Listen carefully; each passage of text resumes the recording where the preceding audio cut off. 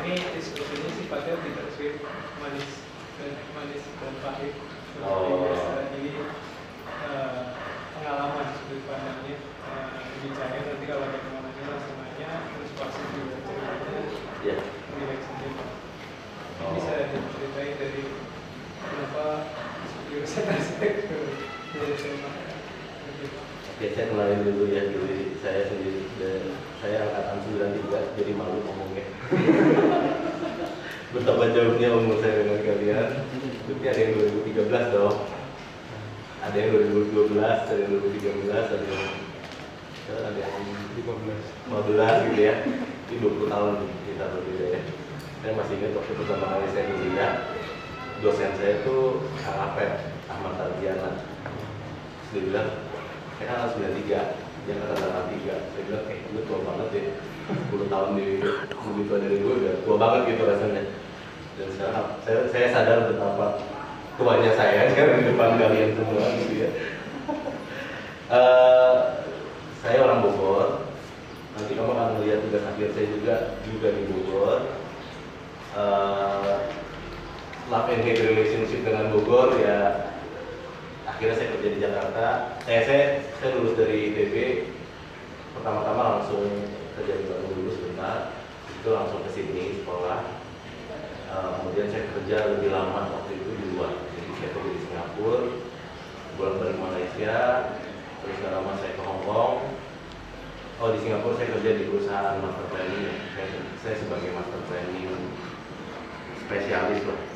Dan kalian mungkin kenalnya sebagai urban design. Saya juga masih nggak ngerti antara urban design, master planning, perkotaan, you name it. Tapi saya bukan planologi. Ada sekolah planologi di ITB. Saya di ITB S1-nya. Kemudian saya lebih lama di luar waktu itu. Kemudian sempat ke Hong Kong, balik lagi ke Bandung, gabung barengan sama Kang Emil. Terus saya ditarik lagi keluar. Karena panjang lah ceritanya. Kalau saya cerita itu sendiri bisa habis ceritanya ya. Dan balik lagi ke Singapura lagi. Pokoknya saya nggak bisa diam. Jadi kalau jadi istri saya itu kasihan. Tiap kali kapan gua akan punya rumah? Gue pengen bisa kalau kita tuh kos-kosan di luar negeri itu nggak boleh maku. Kan kalau kos di Indonesia kan kamu maku nempel beramat kan paling nanti ya dimarahin sama tante kos gitu ya, pasang poster gitu. Kalau di luar negeri nggak boleh katanya. Jadi saya nggak bisa maku gitu. Jadi istri saya bilang gue tuh pengen punya figura yang gue bisa paku. Kenapa lu nggak kasih gue rumah yang ada yang rumah beneran gitu? Ya akhirnya saya pindah-pindah nomaden. Di 2011 saya balik ke Indonesia. Saya udah di sini 5 tahun, 6 tahun ini ya. Akhirnya saya fix di sini. Saya bekerja untuk perusahaan ICOM. Mungkin kalau kalian pernah dengar, singkatannya agak memalukan. Kalau Rempulas kan nama studionya OME gitu kan, misalnya singkatan dari Office Metropolitan. Kalau saya ICOM singkatannya Arsitektur, Engineering, Construction, Operation Maintenance. Singkat ICOM. Dan ada satu saat waktu itu kita setelah dibeli oleh ICOM, kami datang dari perusahaan namanya IDAO. IDAO itu planning company dari San Francisco. Umurnya 80 sekian tahun. Dan waktu itu Kang Emil dan saya ada di IDAO. Jadi pada saat Kang Emil pulang dari dari Hong Kong, jadi dosen di Bandung, saya dan dia kerja di SOM. Tapi kami berdua master planning ya, kita bukan arsitek waktu itu. Kita master planning, kemudian pindah ke IDAO karena SOM-nya bubar jalan waktu itu. Bukan bubar jalan sih, kita dipaksa pindah ke Shanghai. Saya nggak mau ke Shanghai karena dibayarnya di Renminbi. Kang Emil memang disuruh pulang ke rumah, pulang ke Bandung gitu ya. Dan akhirnya saya jadi ikutan IDAO, dan IDAO itu mau buka kantor di Bandung, di Indonesia. Jadi saya perwakilan Indonesia, Kang Emil menjadi host untuk IDAO. Nah, makanya terjadilah Urbane dan IDAO waktu itu. Urbane jalan terus, IDAO 1 tahun dibeli oleh ICOM. Dan ICOM itu perusahaan global. Kita tuh kayak Citibank. Di mana-mana ada. Jadi kalau kita pergi ke setiap kota dimanapun di dunia, pasti ketemu orang ICOM. Ya, kita 150.000 stafnya. Kita punya kantor di 110 kota di dunia. dan kita the biggest engineering and architectural company listed ya. Jadi the biggest. Nah di Indonesia itu kantor Jakarta akhirnya ICOM itu established di tahun 2009. Saya di ICOM Singapura. Kemudian saya establish kantor Singapura dari 2007 sampai 2011. Kemudian 2011 saya pulang ke Indonesia, saya buka kantor di Jakarta. Sekarang kantor itu sudah 180 orang. Waktu kita mulai masih belasan orang. Dan di dalam 180 orang itu design and planning groupnya ada sekitar 52 besar. Tapi saya udah keluar ya dari ICOM ya. Jadi akhirnya setelah 5 tahun, jadi kamu melihat orang yang baru 1 bulan keluar dari kantor global yang saya kerja di sana hampir 11 tahun. The longest company lah yang saya pernah kerja. Jadi jangan kaget kalau saya masih kadang-kadang lupa saya itu ICOM atau ya kadang-kadang orang-orang kantor saya juga masih bilang file yang ini adanya di mana gitu ya. Karena saya tinggal itu di mana gitu. Nah, tapi kita hari ini mungkin bukan ngobrolin tentang status saya di perusahaan dan sebagainya ya, tapi yang jelas dulu saya juga mulai sebagai mahasiswa. Saya di ITB, saya masuk arsitektur karena simpel aja gitu ya. Teman-teman saya kalau bisa gambar, saya bisa gambar. Padahal software aja baru bisa gambar. Saya kan kalau di Regina Pacis itu sekolah yang dulu dirun oleh NAMS Suster. Jadi dulu tuh kita disuruh menjahit, ya, disuruh masak. Saya bisa menjahit, saya bisa masak. Tapi bukan ngejahit baju ya, saya ngejahit kancing aja. Bisa masak, bisa main musik gitu ya. Dan salah satunya ilmu menggambar. Kita gambarnya buah-buahan. Saya pikir bisa gambar buah, keren. Saya bisa jadi arsitek. Jadilah saya masuk arsitek. Dan orang tua saya pedagang toko retailer tapi bahan bangunan. Jadi saya pikir dengan saya bisa menggambar, terus saya jualan bahan bangunan. Wah, arsitek cocok. Toko bapak saya di sini. Kita langsung aja nih ya, di sini. Tuh, namanya Pasar Anyar. Tuh, Pasar Kebon Gumbang. Kemudian sempat kebakaran di waktu saya 6 SD, kita pindah ke sini, ke Mayokin. Setelah itu tokonya mulai lama susah jualannya, kita pindah lagi ke tempat lain. Tapi saya tahu banget tempat ini dengan baik, ini rumah sakit saya. Ya masuk arsitektur ITB, kenapa ya? Karena saya pikir saya bisa gambar, saya bisa ngerti bahan bangunan, saya pikir saya bisa jadi arsitek. Terus tapi perjalanan saya, ya sebetulnya di tingkat 1, 2, 3, 4 standar lah ya. Untung bisa menggambar. Kedua, untuk SMA saya membekali saya dengan ilmu dasar yang cukup baik. Jadi PPB saya lancar. Gitu. Dan walaupun nama saya Sibarani, mungkin kalian pikir saya Batak gitu ya. Nama saya Sibarani Sofian, yang satu Batak yang belakangnya Muslim gitu ya. Kalau saya ketemu teman-teman saya yang di Dubai, oh Sofian. Dia pikir saya Muslim. Terus saya ketemu teman-teman saya yang Batak, wih, cemana kau? Gitu. Mari kita akan tinggal gitu ya. Padahal saya bukan dua-duanya. Saya Chinese, Indonesian, ya, overseas Chinese. Saya lahir dengan nama seperti itu karena bapak saya bilang saya harus jadi pemberani. Makanya saya dikasih nama si berani. Dan akhirnya oleh petugas akte kelahiran atau apapun itu dibilangnya si Barani karena tidak ada yang namanya si berani. Jadi harus si Barani. Dan di ITB kalau masuk dengan skema waktu zaman saya, seorang minoritas masuk ITB itu berat.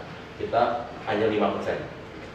Jadi yang masuk ITB kalau Chinese in general they are one of the best among the Chinese ya.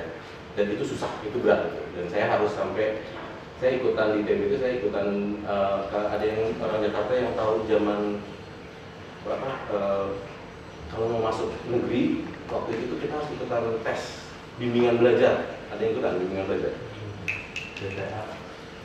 Namanya apa? Kalau Bandung tuh namanya Sony Sugema gitu. Terus adalah yang ini gitu ya. Kalau di Bandung, di Jakarta tuh dulu ada satu orang hebat banget kalau dia tuh rating masuk ke negerinya, karena masuk negeri itu membanggakan ya buat kita, bayarnya murah, elit sekolahnya gitu, dan susah masuknya. Itu namanya Siki Mulyono. Itu adanya di jalan di daerah Grogol sini lah, di dekat kota ya. Itu kalau ngajarin orang dengan cara dia pegang bambu rotan begini, dia pukul-pukulin rotannya. Terus kita bayar loh, kita bukan yang nggak dibayar ya, kita bayar. Ada 14 orang, saya ingat banget 14, karena dia cara ngitungnya dengan hitungan nanti 14, 7 kiri 7 kanan, ke belakang tuh ada 12-an bambu. Terus kalau kita nggak bisa jawab, kita dipanggil, kita dipukul pakai rotan. Dan caranya dia adalah menghafal soal. Jadi kita tuh belajar soal dari tahun 69, namanya proyek perintis 1. Semua kita hafalin sampai terakhir waktu saya ambil UMPTN 93. Jadi kita ngapalin soal dan ternyata ya hebatnya dia, ternyata bener. Saya tinggal baca soalnya, belum selesai baca soalnya saya udah tahu jawabannya. Tanpa harus tahu apakah benar atau tidak. Karena kalau misalnya kodok pakai daun C. Dan saya lulus ITB itu dengan angka yang salah satu yang sangat tinggi. Dengan UMPTN nasional pun kita lewat ranking kita semua paling tinggi karena pas ngapalin soal. Jadi yang penting otaknya masukin aja semuanya. Dan dia langsung ngomong, bos, proyek perintis kimia dasar nomor 17 musim semi, coba gitu. Kalau nggak jawab, gitu. Jadi saya masuk ITB itu dengan cara yang bodoh gitu ya. Tapi masuk, yang penting kan masuk gitu kan. Masuk dulu dong gitu kan. Yang penting habis masuk kita keluar gitu amat gitu. Yang penting masuk ITB keren. Tapi saya pulang bener. Tangan saya tuh di sini bisa biru di sini. Dia mukulnya di sini nih. Yang paling pertama dia mulai dari sini tangan digebuk. Bunyi gitu. Cepet. Udah, hari itu bisa ditanya. Hari ini tanggal 28. 1, 2, 3, 4, 5, 6, 7, 8, sampai 14, sampai ke belakang. Nah, lo maju. Gitu. Makanya saya tahu persis. Saya duduk di nomor berapa. Kalau bisa jangan yang 4. Kalau dihitung dari depan sama belakang atau dari samping kiri kanan nggak ada yang 30. Lebih gitu loh. Supaya nggak ketemu sama tanggal hari ini hari apa. Atau kadang-kadang dia spasial sih. Hari ini tanggal 7 genap. Nah, kiri. Dari kiri terus mundur 7 langkah, terus dapat dulunya ke tengah dengan. Nah, udah deh. Kadang-kadang kena juga. Tapi ya somehow saya masuk ITB, ternyata beda ya dengan kuliah arsitektur, ternyata kan studio gitu ya. Terus gambar, begadang, saya dengar semua orang harus begadang, itu begadang aja deh. Padahal saya bingung sih kenapa harus begadang ya. Itu kebiasaan buruk menurut saya, karena kalau memang udah beres aja gitu ya. Dan dengan saya bisa ngerjain arsitektur sedikit, terus ternyata nyambung, saya bisa jadi arsitek, ilmu-ilmu dasarnya.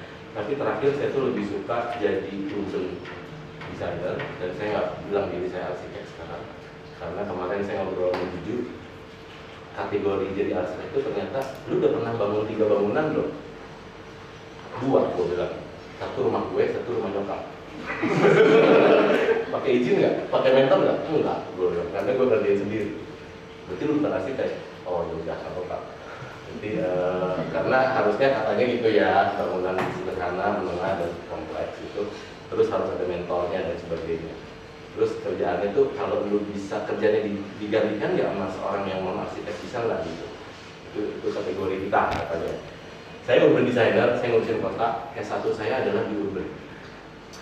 Kenapa saya suka urban? Karena jujur saya lebih tipe manusia yang problem solver. Saya bukan orang yang terobsesi dengan saya harus menciptakan satu kesempurnaan dalam bentuk atau ruang gitu ya.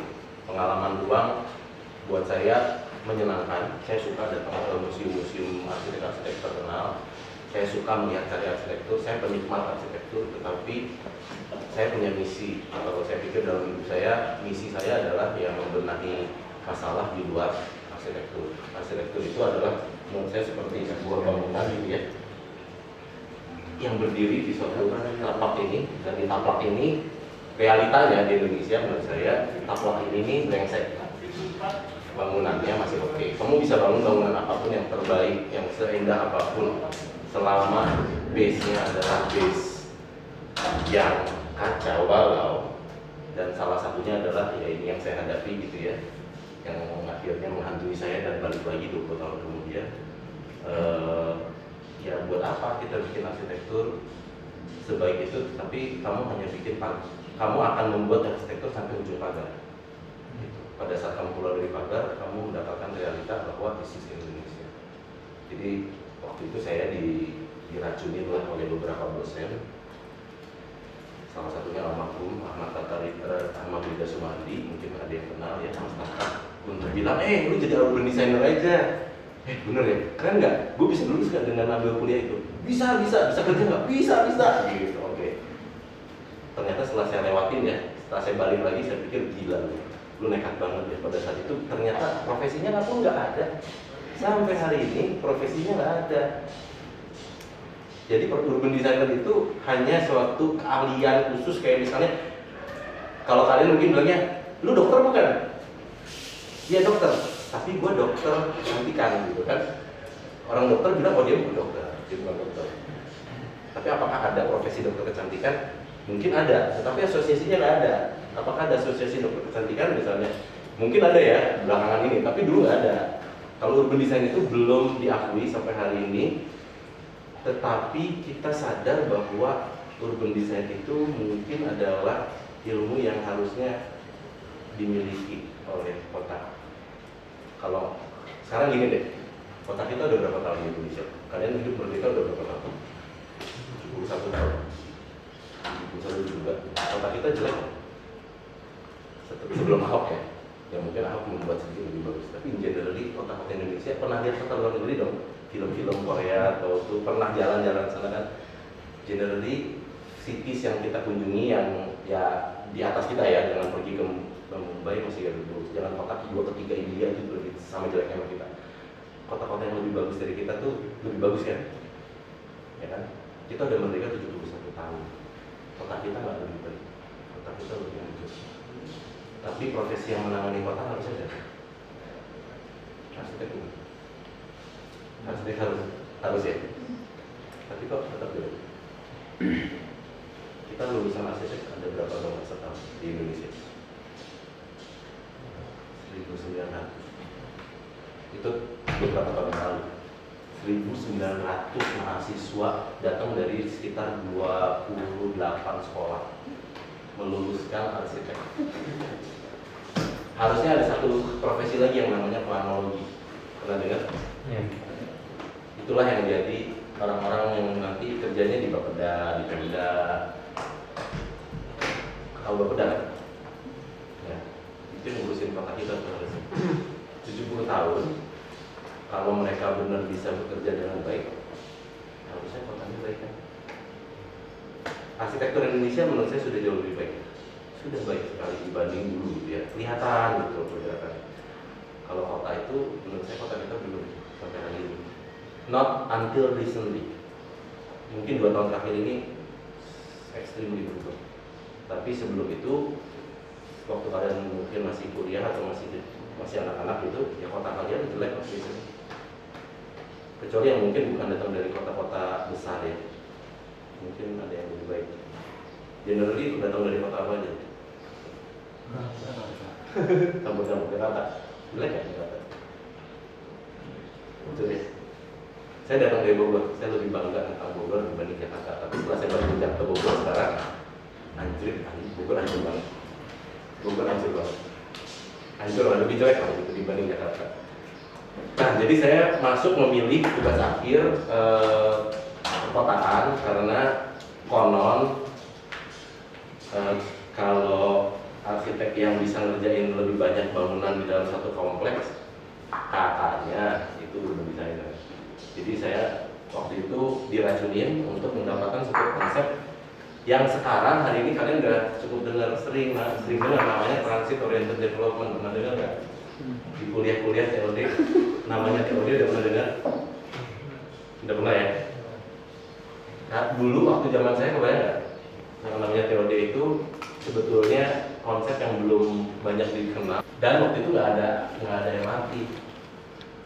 Sekarang kalian bisa lihat dengan real bahwa akan ada MRT is coming, nah katanya kalau TOD itu adalah kalau ada kereta api, pembangunan sekitarnya itulah yang namanya transit oriented development, saling interconnecting dan sebagainya. Itu kuliah-kuliah yang seperti itu. Akhirnya saya jadi tugas akhir saya saya nggak tahu waktu itu benar atau enggak, yang jelas dibohongin gitu ya kalau menurut saya bahwa itu adalah suatu yang benar gitu, karena soalnya 20 tahun kemudian nggak kedengeran tuh, 15 tahun kemudian pun nggak ada yang ceritanya lu ngerjain apa sih tugas akhir lu gitu ya udah gitu ya. Sementara orang apa gitu transit oriented development, oh apa sih itu gitu. Oh apa sih itu gitu. Dan saya waktu itu tugas akhirnya kalau di ITB itu harus membuat gambar denah tampak potongan. Boleh kita lewatin jadi ya. Jadi saya mulai biasalah namanya saya analisis gitu kan. Terus waktu zaman maklum ya, zamannya saya nggak ada scanner, nggak ada mesin fotokopi warna. Yang ada mesin fotokopi hitam putih. Dan waktu zaman saya AutoCAD itu baru mulai terpublish. Jadi saya baru bisa dapat ngerjain AutoCAD yang 2D. Dulu AutoCAD 3D. Dan dulu udah ada mouse dulu. Udah terus itu. Tapi waktu itu setengah mouse, setengah nanti ketik. Sekarang masih gitu. Masih ya? Oh, masih. Berarti saya masih ini. Saya pikir udah pakai virtual reality gitu. Terus 3D-nya saya pakai manual. Jadi gambar 2D saya rotate gitu. Saya gambar pakai aksonometrik manual. Jadi jadinya kayak gini. Dan kalau dulu di zaman arsitektur ITB itu sampai titik kolom, WC, tangga kebakaran, detail potongan semua harus ada. Padahal yang saya kerjakan ini besarnya 14 berapa hektar sih? Puluhan hektar lah. Sementara teman-teman yang lain bikin satu gedung. Gitu kan? Saya bikin gede banget gitu. Goblok deh pokoknya waktu itu. Goblok banget. Teman-teman bilang, lu tolong, kenapa? Kita tuh bikin yang kecil supaya bisa dinilai beres, kerjaan beres. Lu bikin segede-gede goblok ini. Saya hitunginnya saya analisisnya sampai 2 km. Karena saya tahu lokasi, jadi saya pikirin semua. Dan tugas akhir kan bertahap tuh sampai akhirnya sidang satu asistensi 1, 2, 3, 4, asistensi 1 yang lain udah mulai gambar-gambar denah, saya mesti saya analisis gitu. Dan saya cek peraturan dan sebagainya. Tapi akhirnya ya syukur. Waktu itu dosen pembimbing saya adalah Pak Dadesworo yang juga jagoan perkotaan urban design di Indonesia. Jadi dia melindungi saya dari pertanyaan-pertanyaan dosen struktur saya. Dosen struktur saya nggak mau lulusin saya. Dia bilang struktur lu nggak masuk akal katanya. Soalnya dia bilang gini, dia tunjukin ya, dia gambar kerja saya yang A1 itu kan kita ngerjain sampai mati ya kayaknya kalau lagi tugas akhir kan. Dan saya itu manual ya, saya gambar manual, pakai kertas kalkir, ngeprint di situ terus saya warna, terus dikasih pakai spidol terus digambarin begini. Ada gambar potongan nggak sih?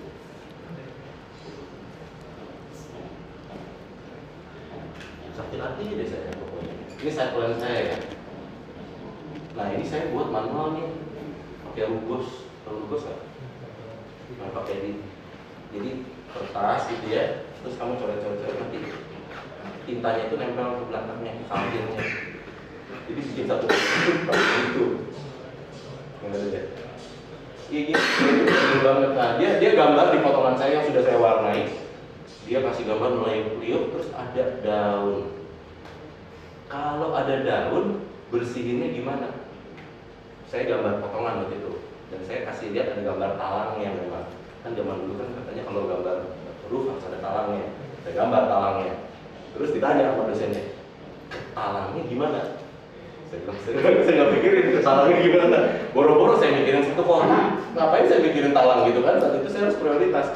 Jadi saya diem, ya Pak, saya nggak tahu Pak. Nah itu nggak bisa itu, kamu tuh nggak lulus kalau urusan gitu. Karena saya gambar talang tapi nggak gambar gimana caranya akses kepada talang itu.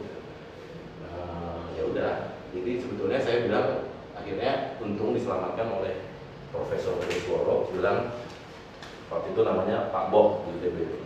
Bob, udahlah Bob, dia ini proyeknya urban, gak usah ditanya ini kayak gitu. Terus ya udah, karena dia dosen ini kan, dosen utama kan, guru besar pula gitu kan. Oh ya udah, saya lolos, saya dapat A plus. Saya dapat A+. Udah bagus lah untuk lulus. Kompetitor saya waktu itu ada satu juga orang anak Chinese juga dari SMAK 1. SMAK 1 itu yang SMAK 1 mana ada? Enggak deh. oh Mark I itu manusia jenius itu dia tuh nomor 9 urutan nasional. Angkatan saya itu ada 36.000 pengikut UMPTN. Yang masuk ITB kalau Chinese itu nggak ada yang di bawah ranking 6.000. 2.000. Ranking 2.000 nasional. Kalau Chinese itu harus masuk ITB itu harus 2.000 di bawah. Saya ranking 686. Ya lumayan gitu kan ikutan Siki Mulyono kan. Masa nggak tembus, goblok aja saya tembus. Anak ini ranking 9. Dia mau masuk NASA juga bisa sebetulnya karena pinter bukan main gitu loh. Nomor 9 nasional. Dia dapat A+++, aja 3+. Rendering apa dia punya gambar karena dia udah bisa ngerjain 3D dan sebagainya, CAD-nya karena dia gambar dari model, dia ngeprint sampai 56 lembar. Satu gedung itu diisi semua sama gambar dan dia punya duit. Saya kan nggak punya duit. Terus saya nggak punya CAD yang 3 dimensi pula. Jadi dia tinggal ngeprint beres. Kalau saya ngeprint ya paling sebisanya karena gambarnya 2 dimensi semua kan. Jadi akhirnya dia dapat A+++. Waduh gila, saya bilang udah ada jagoan deh. Dan ternyata IP kita tuh paling deket banget. Saya nggak tahu IP yang terbaik yang dia atau saya gitu. Saya tuh IP kalau nggak nomor 2, nomor 3 gitu atau nomor 1 antara 3-an lah. Dan top 4, top 5-nya di ITB waktu itu dan rasanya sih kecenderungannya sama gitu ya. Itu Chinese semua. Bener nggak? Nggak tahu. Nggak. Bagi gue tuh top 5-nya Chinese semua. Sorry nih ya, saya harus ngomongin kayak gitu karena kita compete among ourselves. Jadinya pada saat itu saya bilang satunya saya, kedua Imelda, ketiga Kristiawan. Kristiawan itu sekarang yang bikin studio Karavan. Imelda itu Imelda Strawberry. Nggak tahu. Imelda Mark I aja. Oh, Pokoknya mengerikan manusia-manusia seperti itu. Pak Mas Ibarani dapat Ganesha Prize ya? Nah itu.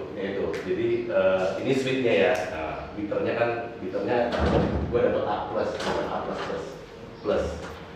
Tapi ternyata sweetnya adalah mau ada 10 kayak plusnya, mau ada 100 kayak aja. Kalau A is A, ya kan? Jadi pada saat dihitung IPK, ternyata saya beda 0,6 sama dia. Saya lebih tinggi. Jadi ya saya pemegang Ganesha Prize. Saya juara tingkat 1 itu ya IPK terbaik. Saya mahasiswa FTSP terbaik, fakultas yang terbaik. Saya mahasiswa berprestasi semua lah. Pokoknya ada 5, walaupun saya ada dapat 5. Wih keren, tepuk tangan semuanya gitu. Jangan tepuk tangan dulu, itu nanti sweet itu biternya nanti datang. Teman saya bilang apa gila, semua orang bilang si Imel nih pasti yang juara nih. Enggak ternyata, padahal dia A+++, saya A+ doang. Gitu deh. Ternyata, dan satu lagi adalah Kristiawan Lee. Kristiawan Lee itu kalau kalian nanti browsing ya, dia salah satu founder Gerakan Komik Indonesia. Dia jadi dari dulu komik. Dia bikin majalah Reon, tau? Kalau komik Reon kalian mungkin bukan generasi kalian ya. Reon itu di bawah sih. Anak-anak SMA itu sekarang kalau beli komik-komik gaya Jepang paperback yang murah itu tuh di Indomaret harganya di bawah 100.000. Itu komik-komik buatan orang Indonesia. Dan dia bikin animasi, bukan animasi sih, dia bikin karakter card untuk G.I. Joe dan sebagainya. Udah mendunia. Nah dia juara 3, saya juara 1, Imelda juara 2. Kan lulus, saya dapat yang namanya penghargaan plus di situ saya sama ketua jurusan Ibu Dayu dari Pak Sekretaris Ibu Iwan Sudrajat, Pak Iwan Sudrajat. Si Barani, kamu dipanggil nih interview, keren. Ke Shimizu Corporation sama dikirim ke Toyota Astra interview MDP Management Development Program.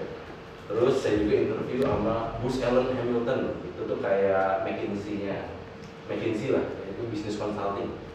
Itu tahun 97. Terus nggak lama kemudian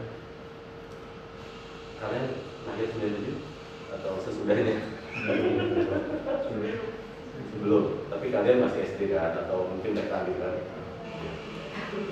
Nanti konon tahun 97 tahun itu adalah krisis moneter terburuk Indonesia. Indonesia collapse seperti itu, ya. Sampai akhirnya begitu parahnya sampai 98 itu kita ada kerusuhan baik itu sosial dan rasial, dan akhirnya Soeharto turun. Saya waktu itu lulus belum lama, saya lulus Oktober 2097. Krisis moneter itu dimulai saya di wisuda Oktober, saya lulus di Juni. Krisis moneter itu mulai di September, saya ingat banget. Di titik dimana Thailand tuh mulai turun ke bawah sahamnya. Indonesia ikutan, dan rupiah kita yang tadinya satu dolar itu adalah 2.500, percaya? Dolar itu dulu 2.500, sekarang tuh 13.000 kan, itu 6 kalinya. Dan pada saat tertentu tuh kita bisa sampai 1 dolar itu 18 sampai 19.000. Kita tuh kacau, dunia chaos loh. Dan menurut kamu saya dapat kerja kan? Dapat kerja kan? Jadi lesson moral of the story, mau juara 1 kayak juara 2 kayak juara 3, kalau kita ekonomi lagi jeblok, mau kerja jadi tukang drafter pun nggak bisa. Jadi saya lulus dengan cum laude, dapat sertifikat 5. Pada saat saya lulus kuliah itu, pas saya lagi saya masih ada suratnya, saya tulisin merah-merah, saya marah-marah lah di sini. Saya lulus di wisuda di ITB dengan 7 surat penolakan. Ditolak semuanya. Apa tidak ada apa-apa. Jadi tidak ada kerjaan waktu itu. Padahal saya lulusan terbaik loh, apalagi orang yang nggak lebih baik dari saya kan. Ya udah. Jadi saat itu yang menerima saya satu-satunya adalah PSUD ITB, almarhum Ahmad Dullah Sumardi.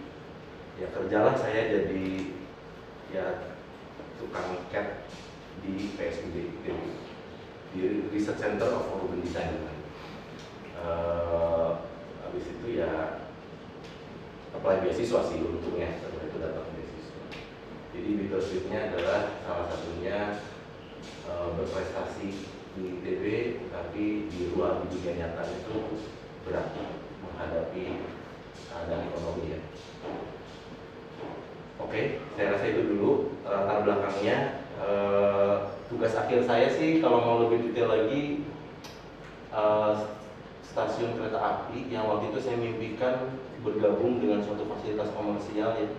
Jadi ini bangunan lama, ini bangunan cagar budaya 1881, dan kereta api Bogor itu adalah salah satu kereta api yang dari sini tuh tinggal 400 meter langsung ke Kebun Raya. Jadi ternyata zaman dulu itu menir-menir Belanda itu kalau datang ke Bogor itu naik kereta api, makanya keren. Dari situ dia jalan kaki menuju ke istana. Yang saya tawarkan itu adalah transit oriented development. Saya tawarkan ada retail. Pada saat itu kamu lihat ya banyak lingkaran-lingkaran gitu. Itu influence-nya dulu tuh Jerdi sama RTKL. For some reason mereka tuh, saya tuh tergila-gila, kita semua tergila-gila bikin lingkar gitu ya. Padahal kolomnya nggak nyambung tuh gitu. Kolomnya nggak melingkar kan, kolomnya kotak-kotak aja gitu. Karena emang gitu, saya tuh waktu itu ilmunya nggak nyampe. Maksudnya gini, buat saya isu saya adalah perkotaan, jadi saya fokuskan di perkotaan. Soal masukin kolom, ya udah saya masukin aja kolomnya.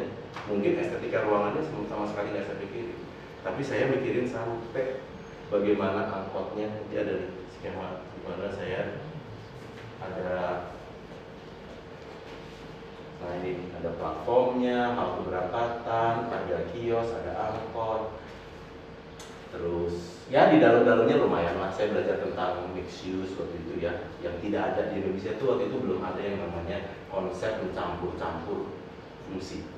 Central Park itu nggak ada, konsep itu nggak pernah boleh dulu, karena kita tuh single zone. Jadi yang namanya stasiun kereta api, yang namanya office, yang namanya mall ya mall. Kalau saya gabung-gabungan ini ya waktu itu saya belajar teorinya mixed use dari UU. Waktu itu ingat ya, nggak ada online, nggak ada Google.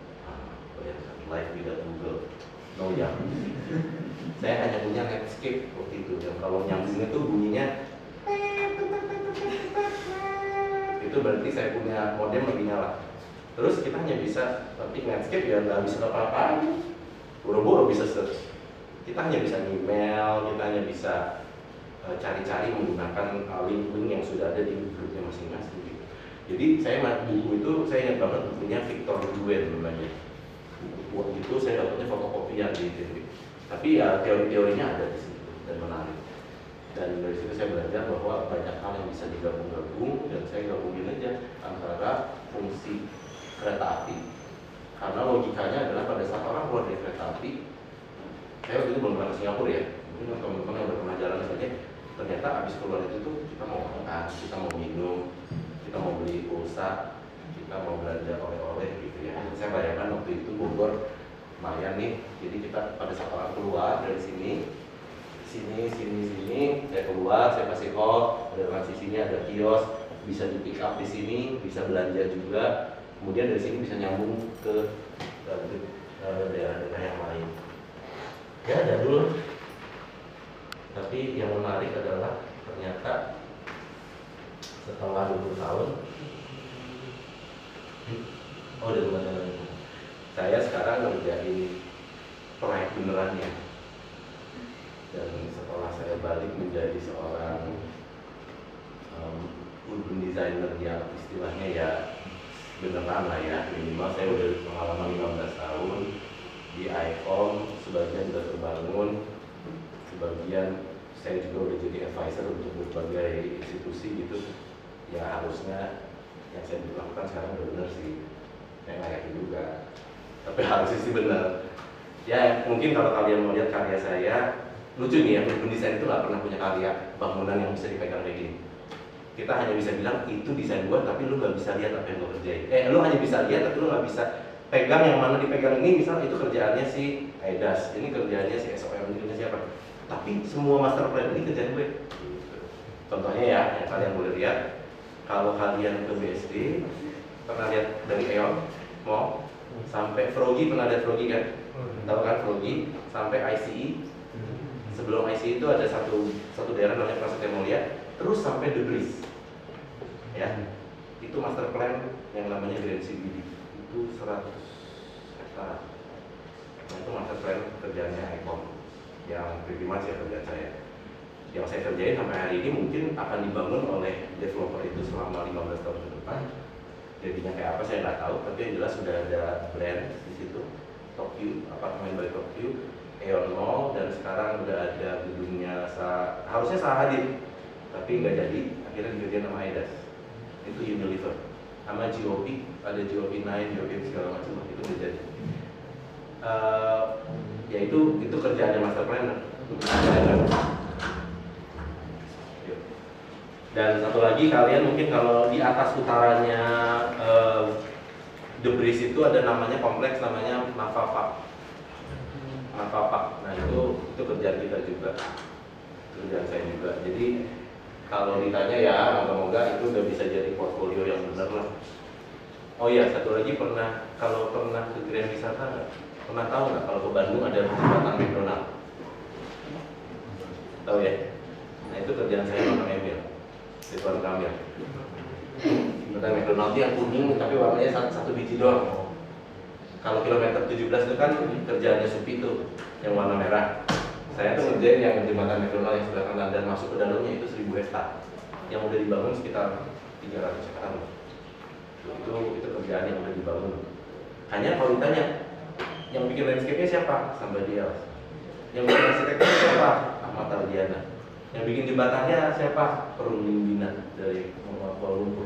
Tapi mastermind-nya ya kita. Jadi kerjaan saya itu adalah mengerjakan kawasan, mengerjakan kota. Ya kira-kira gitu filter suite-nya. Mau lihat? Wah, tapi sebetulnya ini baru, dan ini konfidensial nih. Dan ini baru mulai, jadi saya baru di engage, kan saya baru bilang ya, saya keluar dari ICOM baru sebulan ya. Jadi dalam 20 tahun silam, dan justru pada saat saya keluar dari ICOM, soalnya kalau saya dari ICOM saya nggak bakal di engage. Budgetnya ICOM itu consulting kita tuh starting from 50,000 US dollar. Itu dapat laporan singkat 15-20 lembar. We talk about it, we don't design. ICOM itu semahal itu mulainya. Jadi 700 juta itu kita hanya cicat ngobrol-ngobrol. Jadi beneran, kalau ngerjain master plan yang Grand CBD itu 10 M di kita. Itu belum termasuk add-on service-nya. Jadi kalau average project kita itu 3 sampai 4 M. Any kind, itu mulai dari yang 50 sampai 100 hektar. Kalau udah kerjaan yang gede-gede dikit bisa 15-an M, 12 sampai 15 M. Itu saya di hire oleh Perumnas untuk mengerjakan tugas akhir saya. Lagi how God play dice itu kalau istilah saya. Tuhan bermain dadu dengan saya. Jadi karena Perumnas lihat di awal karena Perumnas lihat di awal. Kamu lihat kan tadi kan transit oriented development stasiun kereta api Bogor ya? No, persis. Ya, jadi saya nggak tahu apa rencananya yang berkuasa di atas. Pas saya mau keluar, saya dihubungin. Saya kan keluar di bulan Januari, di bulan Desember saya dihubungin sama teman saya yang di Jaya Real Property yang sekarang menjadi orang di Perumnas. Bilang, gue mau ngerjain TOD nih. Kan lu orang TOD. Konon gitu, udah. Tapi kan banyak yang bisa ngerjain TOD kan. Banyak, di Indonesia sekarang udah mulai banyak. Terus saya kerjain. Ada 3 site, tapi gue nggak bisa bilang. Ya udah deh, gue bilang gue ikut aja deh. Gue kerjain deh. Yang penting ada proyek. Namanya juga baru lulus dari ICOM kan harus punya proyek. Tapi ini ternyata pas dikasih tahu kan Bogor, Pondok Cina, Tanjung Barat. Yang diundang saya, Urban Plus, company saya yang baru, PDW, dan AIDAS. ICOM harusnya diundang tapi ya mahal harganya bisa. Pas saya ditanya, lu mau yang mana? Pas dilihat, Bogor. Yang mana di Bogor? Yang itu tugas akhir gue bilang. Pas di interview sama direkturnya juga, sama Perumnas ya, salah satu direktur Perumnasnya ini nih. Kamu tahunya yang mana? Saya tahu Bogor Pak gini. Oh ya udah kamu kerja di Bogor. Dapat fee-nya berapa? Gitu lumayan banget fee-nya. Nah ini sesuatu yang menarik, fenomena yang menarik di mana akhirnya setelah 70 tahun merdeka, pemikir-pemikir dan penguasa-penguasa kita di pemerintahan ini mulai agak nyambung dengan pemikiran-pemikiran yang ada di teori-teori perkotaan. Menyadar nggak bahwa apa yang kalian pelajari di sekolah biasanya nggak nyambung sama apa yang dipikirin pemerintah? Nggak nyambung kan ya? Biasanya kamu mau nggak ngerjain proyek pemerintah? Males kan? Karena yang dipikirin sama pemerintah biasanya nggak nyambung gitu dengan apa yang di. Tapi tahu nggak hari ini nih kalian dari sini seharusnya kalian ada di bus tournya Yori Antar dan teman-teman. Tahu nggak? Ya, asal dong di sini. Dengerin saya malahan gitu kan. Tapi terlambat, kalau tadi pergi harusnya dari jam 9. Saya juga tadinya harusnya ikutan, tapi saya ada acara. Mereka kerja proyek pemerintah. Ada duitnya nggak? Mungkin nggak ada, tapi kenapa mau sekarang? Karena sudah waktunya. Karena sekarang sudah ada suatu era di mana our city needs to be better, and arsitek nggak harus menjadi bangunan privat saja. Gitu. Jadi pada saat sekarang nih Perumnas ya, reputasinya Perumnas tahu nggak? Bangunan yang apa sih? Proyek yang selalu ujung-ujungnya nggak pernah berhasil take off gitu ya. Kalau benar-benar take off harusnya kita nggak punya masalah seperti yang kita punya. Perumnas itu equivalennya HDB kalau di Singapura, Housing Development Board, yaitu merumahkan masyarakat sebesar Indonesia yang 250 juta ini harusnya punya public housing, dan kita nggak punya public housing yang benar. Perumnas akhirnya masuk bekerja sama dengan KAI dengan dalam konteks namanya sinergi BUMN. Ini tanda tangan nih mereka berdua, dipaksa oleh Kementerian BUMN, di mana Perumnas menghantarkan rumah murah di atas lahan stasiun kereta api. Menarik ya kira-kira? Make sense kan? Ya kebiasaan ini ya pikirin tentang isu-isu perkotaan. Ini ya gedung gitu ya. Kayak di Sabana kan nggak mungkin Pak, kalau di Bogor Tapi bakal kejadian. Nah, makanya itu nanti itu bittersweet saya yang berikutnya. Ini pengalaman almost pengalaman religi buat saya, ya. Oke, saya akhirnya mulai di sini. Ini eksekutif summary saya. Bingung nggak dalam waktu 1 bulan keluar eksekutif summary? Harus curiga ya. Nanti ada sesuatu yang saya ceritain. Oke. Jadi akhirnya proyek ini canangkan harusnya di tanggal 15 Maret ini kita presentasi ke Jokowi. Karena Jokowi mau lihat. Dia mau melihat keberhasilan yang namanya rumah murah dicampur dengan stasiun kereta api. Kira-kira mix itu make sense nggak? Yang pakai kereta orang-orang yang punya duit atau nggak biasanya? Orang yang menengah dan menengah bawah kan? Tahu nggak kalau mereka ke kereta itu perjalanan dari rumahnya ke kereta itu berapa lama? Cukup lama. Kalau untuk orang Bogor 25 menit kalau naik motor jam 5 pagi. Orang Bogor itu kalau mau kerja di Jakarta jam 8.30 itu berangkatnya jam 5 pagi. Naik motor, masuk ke stasiun kereta api Bogor. Ya, dan inilah yang berangkat setiap hari 600.000 orang komuter. Pernah lihat orang 15.000 di dalam satu kereta? Itu yang kalian harus lihat jam 6 pagi di kereta api di pinggiran kota-kota Jakarta. Isinya tuh 15.000 per trip. Kalau enggak 600.000 per hari nggak bakal kejadian. Kereta itu hanya punya kemampuan 120 per gerbong. Itu udah berdiri, itu udah istilahnya hidung lu sama hidung gua tuh udah tinggal bedanya segini. Udah, kalau nggak ngadep gini, kepala lu sama hidung lu sama gua tuh udah mirip gitu. Dan kita udah gini aja deh, udah gitu ya.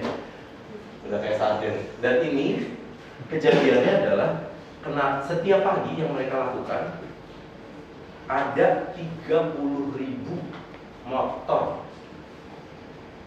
parkir.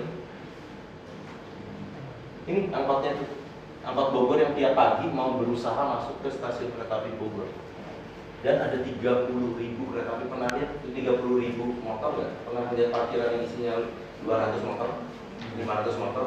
Pernah ngebayangin 30.000 nggak? Itu tiap pagi ada di situ. Dia menggunakan park and ride istilahnya. Datang dari luar, masuk ke stasiunnya, parkir dimanapun. Bahkan ada perumahan-perumahan di pinggiran ini, di pinggiran Bogor ya, di pinggiran ini baru yang formal nih. Jadi ini nih udah sistemnya udah pakai istilahnya kamu nggak parkir sendiri, kamu parkir valet. Terus parkirannya tuh udah kayak gini nih, udah kayak mobil tuh kayak buku di perpustakaan. Tempelin, jadi kamu nggak bisa ambil sendiri. Jadi kamu dikasih kode gitu nanti diambilin. Dia harus geser dulu sini, keluarin. Dan ini baru yang paling civilized. Ada yang lain, yaitu hotel buat motor. Jadi rumah kayak gini dibuat 3 tingkat, mezanin gitu. Semuanya isinya motor. Satu rumah itu bisa 1.000 motor. Bayangkan.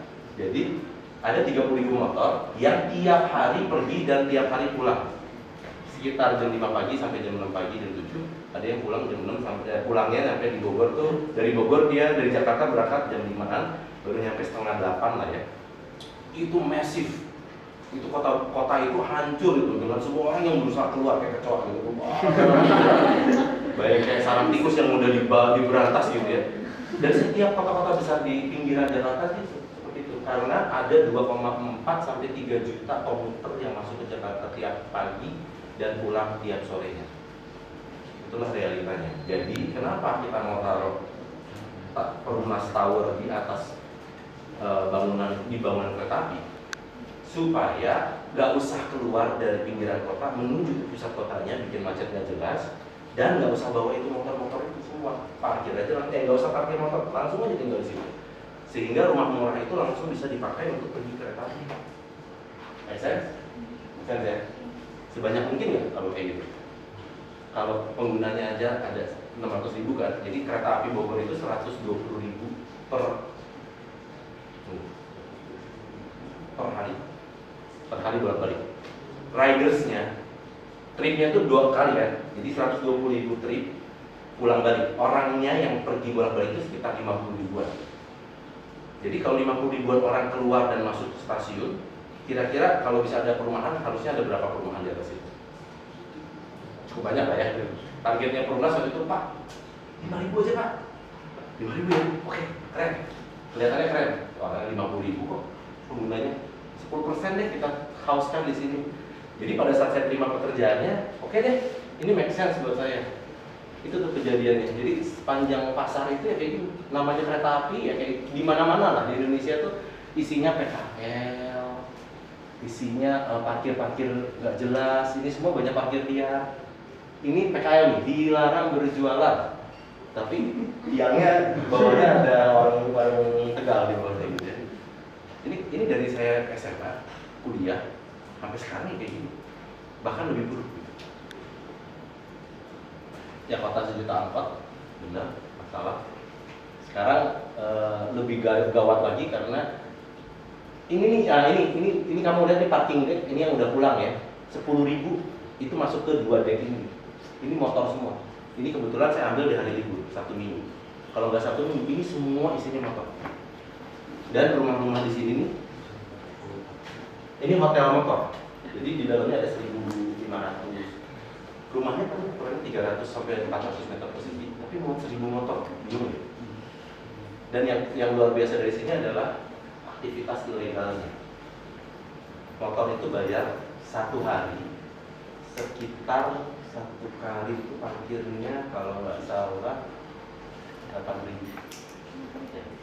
Dia parkir motor harian. Kalau itu pulang di bawah jam 6. Kalau di atas jam 6 dia nambah 4.000. Saya average 10.000 deh ya. Ada 30.000 motor di sini. Kamu kali 1.000 yang masuk kantong pemerintah itu hanya yang ada di KAN, yaitu 10.000. 20.000 itu dia nggak pernah dipungut. Dipungutnya sama okem-okem aja. 20.000 kali berapa? 10.000. Itu 200 juta per hari. Ini kereta ini nggak pernah berhenti. 30 hari dalam sebulan. Kamu hitung sebulan udah berapa? Saya 20 hari ini per bulan 20 kali 200 juta itu 10 M. Dan itu hanya diterima oleh beberapa rumah di sini, beberapa oknum-oknum di sana. Dan kamu lihat PKL nih, PKL ini bayar 45.000 per hari. Dan mereka bayar ilegal, jadi nggak ada yang masuk ke negara. Ada berapa PKL di situ kamu tahu nggak? Kamu hitung deh. 2.800, saya udah punya data. 2.800 kamu kali 45.000 ilegal, itu saya udah dapat matematikanya totalnya. Sebulan itu ada sekitar 6 sampai 7 M. Itu semua pergi ke tangan 6 orang keluar. Saya tahu karena saya berdagang di situ dulu. Ya, saya zaman bapak saya jualan, kita hanya bayar 6.000. Sekarang udah 45.000. Dan itu dari dulu sampai sekarang 6 pihak. Lurah, camat, LJR, Satpol PP, ada okemnya, okem kayak Tanah Abangnya gitu. Namanya Pak Husin. Yang statusnya sekarang PKL, jagoan PKL. Jadi dapat tuh BPJS, bukan BPJS, dapat rumah murah, dapat jatah-jatah orang miskin segala macam dapat. Tapi kalau ngawinin orang tuh sampai 1.800 orang hall gitu, dia bisa tuh punya. Padahal dia PKL. Nah, inilah bisnis-bisnis gelap di sana. Nah, saya tertarik ngurusin urban. Karena apa? Saya bisa menyentuh ini. Saya bisa memberikan impact. Saya bisa memberikan insentif dan disinsentif terhadap hal seperti ini. Nah, saya ceritain apa yang terjadi di sini ya. Sweetnya adalah, wih gila nih, kapan lagi gue beresin kota gue? Gue jadi Superman yang bisa ngelaporin. Gue laporin semuanya. Yang kayak gini-gini gue laporin ke wali kota. Gue laporin ke ini udah eksekutif sama ini udah nyampe ke Ibu Menteri. Ya. Dan semua masalah-masalah kotanya udah ada. Tapi saya cek juga dengan, nah ini nanti kalau namanya perencanaan kota itu harus mengerti tentang ini, namanya RT/RW atau RDTR. Jadi kalau kalian bikin bangunan tuh harus ngerti kalian dan wilayah berapa, zonasinya apa, KDB KLB-nya berapa dan sebagainya ya. Peraturan-peraturan ini membingungkan gitu ya. Tapi kalau kamu lihat setiap daerah akhirnya mirip-mirip, tinggal ganti angkanya. Jadi tinggal pakai template gitu ya, kalau copy paste terus jadi. Jadi itu ya jujur kerjaan salah satu teman-teman kita di planologi ya ngerjain RT/RW yang DTR itu kayak gini ya. Jadi mengerjakan kotak menggunakan, kalau RT/RW menggunakan kalimat dan pasal-pasal. Dulu daerah Mayorking adalah diarahkan ke daerah perdagangan gitu. Tahu nggak jalan Mayorking itu ada berapa ratus rumah? Ada 150 rumah. Daerah yang mana yang perdagangan, daerah mana yang jasa dan sebagainya. Di RT/RW semuanya sama. Dan kebetulan karena semuanya merah, dijadiin merah semua kiri kanannya. Padahal dia rumah beneran di sini. Jadi carut marut lah perencanaan kota kita tuh luar biasa. Nah akhirnya saya buat ya mirip-mirip. Ini rendering 3 hari. Kita kerjain keroyokan rame-rame. Stasiun lamanya di sini. Kita buat taman di sini. Kita bangun di atasnya. Dan ini setelah saya dapat briefnya, saya harus masukin 6.000 kan? Ini 3.000. Saya udah mau muntah melihat. 3.000 isinya tower, ini tower rusun semua nih. Bikin rusun ternyata not fun ya. Tidak ada yang bikin rusun tuh. Proyek rusun. Males lagi. Ya gampang, bikinnya gampang. Tipe 21 di array. Mirror gitu. Terus jadi pas dibangunin, pas kita bilang kan ke Perumnas, Pak, boleh nggak kita pakai kaca? Nggak boleh. Ini 11 di bawah 11 juta per meter persegi. Pas dihitung semua, ya gila, ini pakai prefab semua di akhirnya. Nggak bisa, jadi harus yang sederhana. Tapi boleh nggak ada gimana? Nggak boleh. Ini aja saya udah nyolong nih, pakai gini-ginian, padahal nggak ada. Sebetulnya nanti benar-benar kayak tahu Pramuka City atau Basura City, pernah lihat? Nah itulah namanya. Itu bukan by Perumnas, itu by swasta yang harganya murah. Kalau Perumnas itu di bawahnya lagi. Nah, dilema moral saya di dalam ini adalah setelah saya melihat density seperti ini, saya sendiri langsung merasa it's not right. It's not right. Jadi saya bilang ini baru 3.000, kamu mau 6.000, mau ini dinaikin 2 kali lebih tinggi atau footprintnya dibuat 2 kali lebih banyak. Ini udah kemana-mana, ini udah berat lah buat kita ya. Dan saya kebetulan punya jadwal ya cukup reguler ketemu dengan Pak Wali Kota Bogor. Ya saya tunjukin kayak gini, dia ketawa aja. Lu orang Bogor, menurut lu gimana? Saya bilang gua nggak mau kayak gini. Udah jawabannya itu gitu. Jadi akhirnya yang saya harus sampaikan ke Perumnas adalah walaupun ya saya pengen sekali dengan menggunakan urban ini nih, merevitalisasi ini, kamu lihat ya, penyediaan hunian terjangkau dengan kualitas lingkungan, perkotaan dan konsep pengembangan kawasan yang berorientasi. Ini harusnya adalah peningkatan kualitas lingkungan perkotaan. Target saya itu bukan hanya meningkatkan orang-orang yang masuk ke dalam di atas stasiun kereta apinya, tetapi membenahi masalah perkotaannya. Jadi saya mau menggunakan Perumnas dengan KAI yang notabene dikasih duit untuk ngeberesin masalah kawasan. Panggilan hati saya bilangnya seperti itu. Ayo dong, kapan lagi nih kota mau dibenerin, gitu kan? Wali kotanya udah kapan? Ini udah 4 generasi wali kotanya, nggak ada yang pernah bisa beresin masalah itu. Karena ya itu setiap bulannya aja ada sekitar belasan M yang masuk ke kantong masing-masing, dan itu sudah dari dulu sampai sekarang ya gitu mau dibongkar ya bongkar semua, masukin penjara kalau gitu kan? Something have to be stopped gitu. Dan kalau Ahok gubernurnya dihajar sama dia seperti dia menghajar Tanah Abang ya. Ini mirip kayak Tanah Abang kan? Karena gubernur wali kota kita ya, wali kota Bogor itu Bima Arya itu ya wali kota yang jaim banget gitu. Kalau di demo dikit dia takut. Wah, ini demo nih. Gimana cara ngejawab demonya? Loh gimana sih? Saya bilang demo itu benar atau enggak dulu gitu. Banyak demo yang enggak benar gitu kan. Tapi mereka banyak loh. Ya iyalah kalau demo sedikit kan upacara. Saya bilang kalau demonya banyak harus kamu nggak perlu takut, saya bilang. Tapi gimana menjawabnya?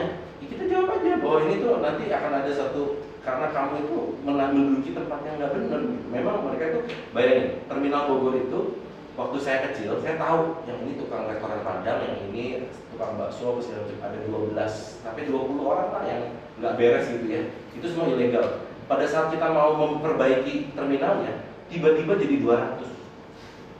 Tiba-tiba ada 200 nama di semuanya, dan itu harus dikompensasi. Dan saya bilang ini kan nggak benar. Kamu coba lihat ke lapangan, kalau nggak benar, buat statistiknya, laporkan bahwa kamu tuh nggak punya tanah di situ. Nah kali ini sama. Jadi waktu saya ngobrol sama Bima, saya bilang ini saatnya untuk merevitalisasi daerah ini. Saya setuju revitalisasinya, tetapi yang saya tidak setuju adalah fisiknya. Saya setuju juga. Jadi leadershipnya adalah saya akhirnya bilang bahwa proyek ini walaupun punya peluang menata kawasan, tetapi tidak bisa kita laksanakan. Dan untuk itu saya harus menolak proyek idaman saya. Dan saya boleh bilang ini nilai fee-nya untuk perusahaan yang baru 3 minggu establish not bad banget. Saya dapat lumayan. Kalau tadi saya bilang IPAM minimumnya berapa? 300 juta ya? Ya saya dapat hampir 2 kalinya dari untuk proyek ini selama 5 bulan doang. But I will have to say no. Itulah yang menurut saya, kalau saya orang Bekasi yang nggak ngerti tentang Bogor, dan ini bukan tugas akhir saya akan biarkan itu terjadi. Ngapain? Kenapa gue harus pusing? Gue dapat uang 1,4 kan dibayar untuk membuat sesuatu yang di atas kertas tidak ada yang salah loh. Peraturan-peraturan ini semua bilang boleh. Ini semua peraturan ini boleh kok. KLB dan sebagainya itu semua tidak ada yang dilanggar. Cagar budaya pun bisa lewat semuanya. Tapi pada saat dibangun seperti ini ya saya mikir, ya ini saya bilang penataannya harus dilakukan, peningkatan kapasitas jalan harus dibuat seperti itu, harus dibuat sistem satu arah, harus dibuatkan BRT. Ya inilah kalau masalah proyek-proyek urban itu harus mikirin kayak gitu. Kita nggak hanya mikirin bangunan, kita mikirin bagaimana pada saat si bangunan itu masuk ke dalam suatu lokasi, kita mikirkan bahkan radius sekitarnya. Kemacetan yang ada di situ harus kita perbaiki dengan sistem busway. Kemudian kita harus bikin sistem satu arah, baru sirkulasinya lancar. Dan bahkan pedestrian yang berada di sekitar 400 sampai 500 meter itu teorinya itu harus ditingkatkan. Bahkan kalau perlu pedestrian itu tidak hanya di ground level, bahkan di upper level dan di lower level. Itu yang akan kita lakukan untuk Jakarta. Jakarta akan membuat TOD guidelines sepanjang MRT ini. Tendernya baru akan keluar. Kita dengan PSBB sepertinya akan melakukan ini bersama. Ya harus kayak gini. Ini contohnya kamu lihat kira-kira di mana nih yang ditunjuk? Di luar negerinya di negara Amerika, Inggris atau apa? Singapura gitu ya. Nah, itu Bangkok. Bangkok itu sekarang sudah jauh lebih baik dibanding Jakarta. You have to go to Bangkok untuk melihat bagaimana fenomena pejalan kaki dan pedestrian di sana. Sangat transformatif. Ya ini kalau ini sing, ya, ya bikin jalan seperti ini. Nah usulan desain awal kita waktu itu adalah yang membangun di atas stasiun kereta api itu ternyata nggak gampang ya. Kalau lihat stasiun kereta apinya ada yang namanya istilah mereka gitu ya, harus ada stablingnya pak, harus ada deponya, harus ada maintenance areanya, ada BTS pak, yang ini ada discharge center apa segala macam. Bingung saya kan, gimana caranya bangun di atas ini gitu. Terus saya tanya, Pak, yang saya boleh bangun yang mana deh? Oh yang ini pak, oh bilang dong gitu dari sampai pusing ini pusing deh, banyak banyak deh ceritanya. Bandung juga sedang dilakukan hal yang sama, exercise yang sama. Stasiun Kebon Kawung itu udah lagi dibongkar dan akan dibongkar juga dan dibuatkan seperti yang sama. Tapi dia dengan menggunakan konsorsium Prancis. Kebon Kelapa, bukan Kebon Kawung. Kebon Kelapa itu stasiun bus. Kalau ini stasiun kereta. Kalau kalian masuk ke Bandung itu Kebon Kawung namanya. Dan atau Kebon Jati kalau yang selatan. Akhirnya saya tahu di daerah hijau itu kita bisa bangun. Ya inilah kira-kira areanya. Dan di sini ada bangunan tua. Itu adalah kebun raya, istananya Jokowi di sana. Di sini ada taman, di sini ada Masjid Agung, Pasar Anyar. Ini nih yang dua dek ini. Ini segini 10.000. Berapa stasiun? 10.000 motor. 400 mobil. Ya, saya akhirnya buat. Waktu itu ya saya bilang harus dihubungkan barat dan timur, parkir harus dimasukkan ke dalam bangunan. Jadi kita harus berpikir 3 dimensi ya. Jadi underground, overpass, masukin parkir di lantai 3, lantai 4, semua harus digunakan. Kemudian distribusi aksesnya juga harus kita bagi. Kemudian ya ini cara membalikin proyek itu harus mikirin duitnya. Itu salah satunya, kalau nggak ada retailnya, ini siapa yang mau bayarin? Perumnas itu kan rumah murah yang bersubsidi pemerintah. Itu kalau istilahnya developer itu tulang nggak ada dagingnya, tulang doang, nggak ada profitnya. Dan kalau developer nggak mau jadi kayak gitu. Mereka maunya kalau bisa apartemen yang lumayan upper class lah. Kemudian saya harus merespon pada stasiun yang lama, dan akhirnya, nah ini sketsa mirip kan sama tugas akhir saya kemarin yang tadi, mirip ya? Karena saya memang nggak mau sampai mikir ya. Saya pikir dulu saya udah bikin PA-nya, saya bikin lagi aja taruh di situ. Ini saya udah belajar dari beberapa arsitek dari Perancis yang kita ngerjain barengan juga. Jadi mereka one of the best ya kalau ngerjain stasiun kereta api itu. Ternyata bridging di antara track itu nggak gampang. Jadi kita harus pakai long span, kemudian kita harus tipis, kemudian fungsi-fungsi di atasnya itu kalau bisa non-tower. Ini yang warna biru ini semua tower nih. Ini saya bikin sketsa tangan. Ya, ini juga salah satu trik yang cepat ya. Maklum, ini baru 3 minggu saya kerjain. Sketsa tangan cepat dulu aja. Yang penting kita dapat blok masingnya di mana. Kita tahu logikanya bahwa daerah ini adalah daerah yang di atas stasiun. Ini stasiun lama, ini tower-towernya. Kita buka stasiunnya ke arah sisi barat supaya kemacetan itu sekarang ada di sini. Dan di sini nih semua PKL. Jadi kita bikin stasiun itu menghadap ke barat, kemudian buka plaza ke timur, kemudian kita buka tamannya sebagai akses. Dan menggunakan sketsa tangan ini ternyata nggak sampai di-cut mati-matian, ternyata bisa. Dan untuk komunikasi awal, this is enough. Karena saya tahu pada dasarnya semua ini bagus kecuali tower-tower warna biru ini. Tower-tower warna biru ini yang menutupi gitu. Karena satu hal yang saya cintai dari Bogor adalah view kepada Gunung Salak. Pernah datang ke Bogor? Kalau ke Bogor itu kemana-mana kita bisa ngeliat Gunung Salak, dan beda dengan Bandung. Bandung itu kan kemana-mana ngeliatnya gunung gitu ya. Kalau kita tuh hanya ngeliat satu gunung yang di zaman SD kalian gambar gunung 2 biji atau 1, terus ada ininya, terus ada sawah di sini. Nah itu gunungnya itu bentuknya persis kayak gitu. Nah itulah gunungnya Salak Bogor. Satu hal yang skema yang saya lakukan di sini itu ternyata pada saat kita keluar gunungnya itu udah di sini. Jadi pada saat saya keluar tuh kita nggak bisa melihat gunungnya lagi. Padahal orang-orang Bogor kalau yang pulang kereta api itu dengan leganya saya pulang melihat gunung Salak. Itu kan romantis gitu. Teman-teman saya bilang awas dia jangan tutupin gunung gue lagi. Gitu. Saya juga setuju. Dan saya pikir ya udah mau gimana dong? Kita harus cari skema yang baru. Karena ternyata salah satu lagi masalah dengan Perumnas adalah karena income-nya harus di bawah rata-rata, yaitu istilahnya adalah yang boleh membeli apartemennya adalah MBR, masyarakat berpenghasilan rendah. Ya gaya hidupnya pun nggak akan seperti ini kan kelihatannya kan. Yang kita lihat adalah jemuran, gitu kan, kaos kaki sama sini, tiang-tiang, pasti nggak bakal beres gitu berantakan. Ya itu yang tidak diminati oleh Pemkot Bogor. Di sini kita berhasil masukin 3.560 unit, retail totalnya 30.000, station total 10.000, parking. Ya ini udah lumayan keren lah. Saya udah nggak, kalau jam tadi kan di TA saya pakai cat single dimensi atau 2 dimensi terus pakai tangan gitu kan. Kalau sekarang saya pakai mulut, nggak usah pakai tangan. Kasih mulut, kasih tahu, lu kerjain kayak gini ya. Sip, oke bos, oke, ya udah beres jadi tim di staff di kantor saya ngerjain itu semua. Kita ngerjain dalam hitungan minggu beres secara 3 dimensi. Yang paling cepat kalau ditanya sistem struktur kayak apa, saya nggak tahu. Nanti pakai deck atau enggak, saya nggak tahu. Tapi yang saya perlu tahu, komunikasi di bulan pertama dengan Pak Ed itu adalah dapat berapa JV-nya, duitnya cukup nggak untuk membangun, returnnya bisa nggak. Inilah jawabannya. Dia akan ambil nih semua nih 97.000, nanti dihitung 97.000 itu dapat 3.560 unit, total berapa, harga bikinnya berapa, costingnya berapa, bolak-balik. Oke, masuk bos. Retail 30.000, dapat duit sewa dengan segini, nanti berapa tahun balik duitnya ada segini. Oke, masuk bos.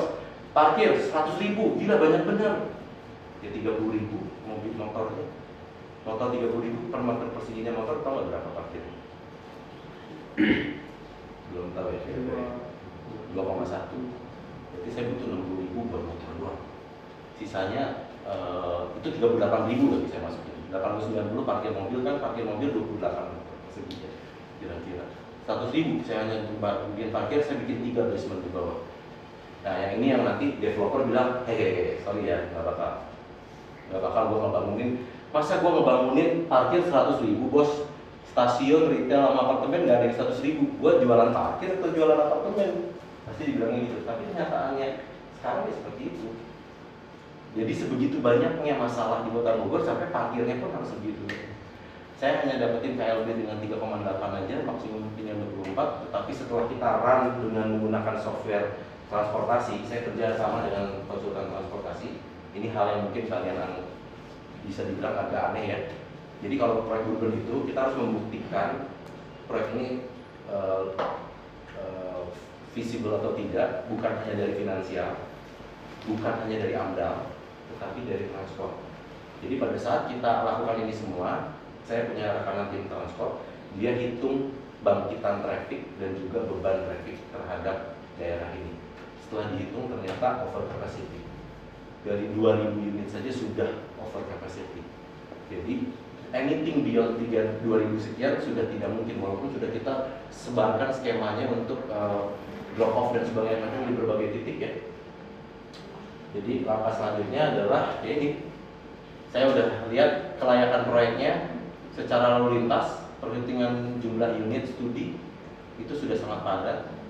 Secara finansial juga kompleks ya.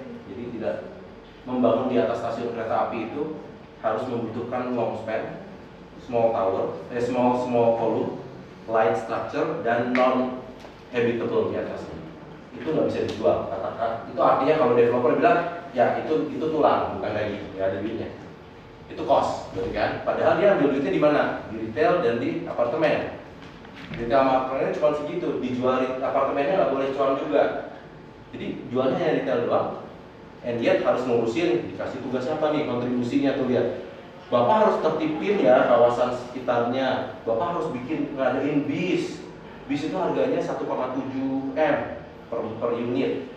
Bapak ditanya sama Perumnasnya, Bapak butuh berapa? Kita butuh 52 Pak. Gila. Padahal Bogor itu butuhnya hanya 70. 50-nya minta dari Perumnas. Itu kurang ajar ya namanya. Jadi Perumnas itu kasarnya datang terus kayak di Kompas gitu. Lu beresin penataan, lu kasih bis, terus lu harus kasih kontribusi, lu harus ada juga dan sebagainya. And yet lu nggak boleh bangun lebih tinggi dari sekian, nggak boleh memberikan impact transportasi yang jelek. Jadi akhirnya bisa dibilang nanti kontribusi ini nggak akan bisa visible. Kemudian bagaimana meyakinkan target marketnya juga, MBR itu salah satu hal masalah yang pelik juga. Jadi pada saat kita menjual kepada orang miskin, tidak ada garansi bahwa orang miskin itu yang membeli. Jadi intensi bagus, niat baik, eksekusinya tidak terjadi. Contoh, kalau kamu kudurin pramuka, itu yang parkir bisa BMP. Mobil bisa ada 2 sebenarnya, walaupun tidak boleh ada parkir di situ. Jadi tidak kena sasaran. Jadi agak sulit. Kemudian ya ternyata koordinasi ini akan sulit. Jadi langkah selanjutnya ini kita mau bilang bahwa as much as it's a nice idea, but kalau tanya profesional judgement saya, proyek ini tidak layak. Dan untuk itu saya hanya bye-bye dari proyeknya, saya hanya dapat uang down payment aja. Itulah realitanya. Saya udah bikin kayak gini ya namanya proyeknya nggak lanjut. Tapi kalau saya membayangkan, ini sharing untuk kalian juga. Kalau itu adalah bukan saya, ya, seandainya bukan saya, ada satu perusahaan yang mungkin ya dapat juga proyeknya. Nih 1,4 M bros, mau nggak kerjain? Mau?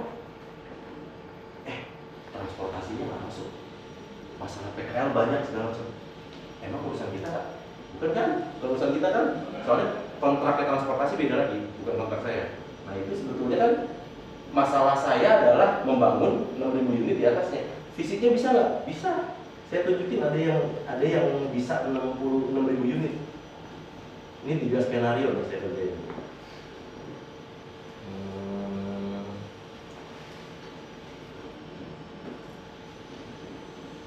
Ini 3 skim.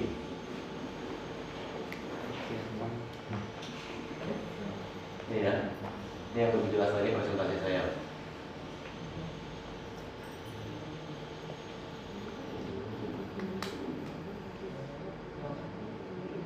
Ini udah. Nah, ini usulan awal. Untuk kawasan dulu, udah di sistem ininya. Nah, ini ide awalnya. Ya. Nah, ini yang 6.000 unit. Bentuknya C, dari tower ke tower itu jaraknya hanya 20 meter. Tuh, masif. Ini istilahnya kalau ada lagunya gitu ya. Deng deng deng deng deng deng deng deng deng. Kita sampai ketawa di kantor. Itu lu mau ngancurin Bogor lu gitu kan. Jadi saya ada desain proposalnya. Ini ya, ini yang 2.900 unit versi ramah. Ini versi kalau saya mau kasarnya merusak kota saya, ini masih boleh deh kerusak dikit gitu. Jadi hanya 2.900 unit. Terus ditolak mentah-mentah sama klien kita. Mana cukup bos, ini nggak mungkin gue gitu. Karena again sekali lagi parkirnya kan kebanyakan. Apartemen sama parkir, gedean parkirnya. Nah ini versi yang kedua nih, 3.500 unit. Ya, yang saya akhirnya majukan sebagai executive summary. Kemudian tuh bentuknya udah kayak gitu tuh. Ini baru kasar doang ya.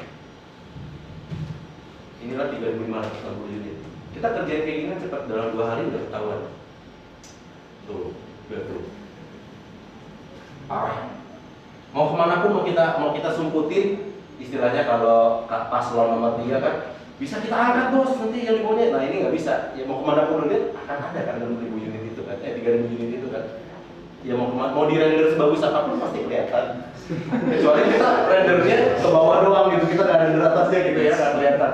Ini pasti ketahuan. Saya sih jujur aja. Nah ini yang 3.500. Tuh, ini yang 5.800 unit. Sampai di sini nih. Ini di atas depo kita bangun. Membangun di atas depo. Hongkong bisa lakukan. Hongkong itu bisa membangun keretanya di bawah, apartemen di atas. Itu ada. Kalian nanti datang ke Kowloon Central. Kowloon Central itu sudah bisa membangun di atas stasiun, di bawahnya itu ada 3 lapis. But transfer beam-nya 3 meter. Panjang, jebret. Itu harganya satu kayak gini, tower di atasnya itu tuh harus dijual dua kalinya lah harganya, baru bisa bangun. Ini saya bangun segini, segitu banyak, terus kita hanya testing the idea. Ini Perumnas happy dengan angka ini. Tapi lihat deh tuh, ngeri kan? Ribuan unit di atas.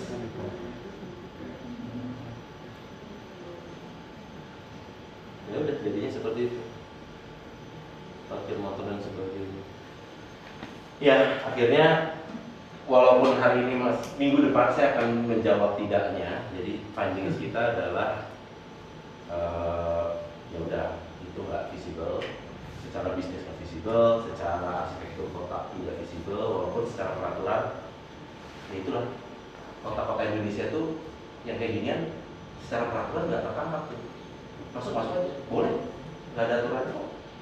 Kecuali konsultannya dengan sepenuh hatinya berpikir bahwa Pak sebaiknya jangan. Nah, saya membayangkan kalau ada konsultan lain yang dikasih uang segitu banyak untuk kota yang dia nggak kenal juga, kalian mendesain sesuatu kota yang kadang-kadang bukan kota kalian kan? Pikirkanlah baik-baik, as if you are the president of that city. Bangun sesuatu dengan kita adalah we are doctors of built environment. Kalian mungkin di bidang gedung, saya di bidang kota. If there is a time when you need to say no, you have to say no. Although itu akan membuat kamu tidak mendapatkan fee-nya atau mendapatkan keuntungan. Jadi ya tadinya saya pikir saya bakal jalan-jalan ke Eropa nih. Ya kan, TOD di Eropa gitu kan, sambil jalan-jalan dengan uang yang saya akan terima dalam 5 bulan ke depan. Ya saya bilang istri saya, ya ini bukan rezeki kita.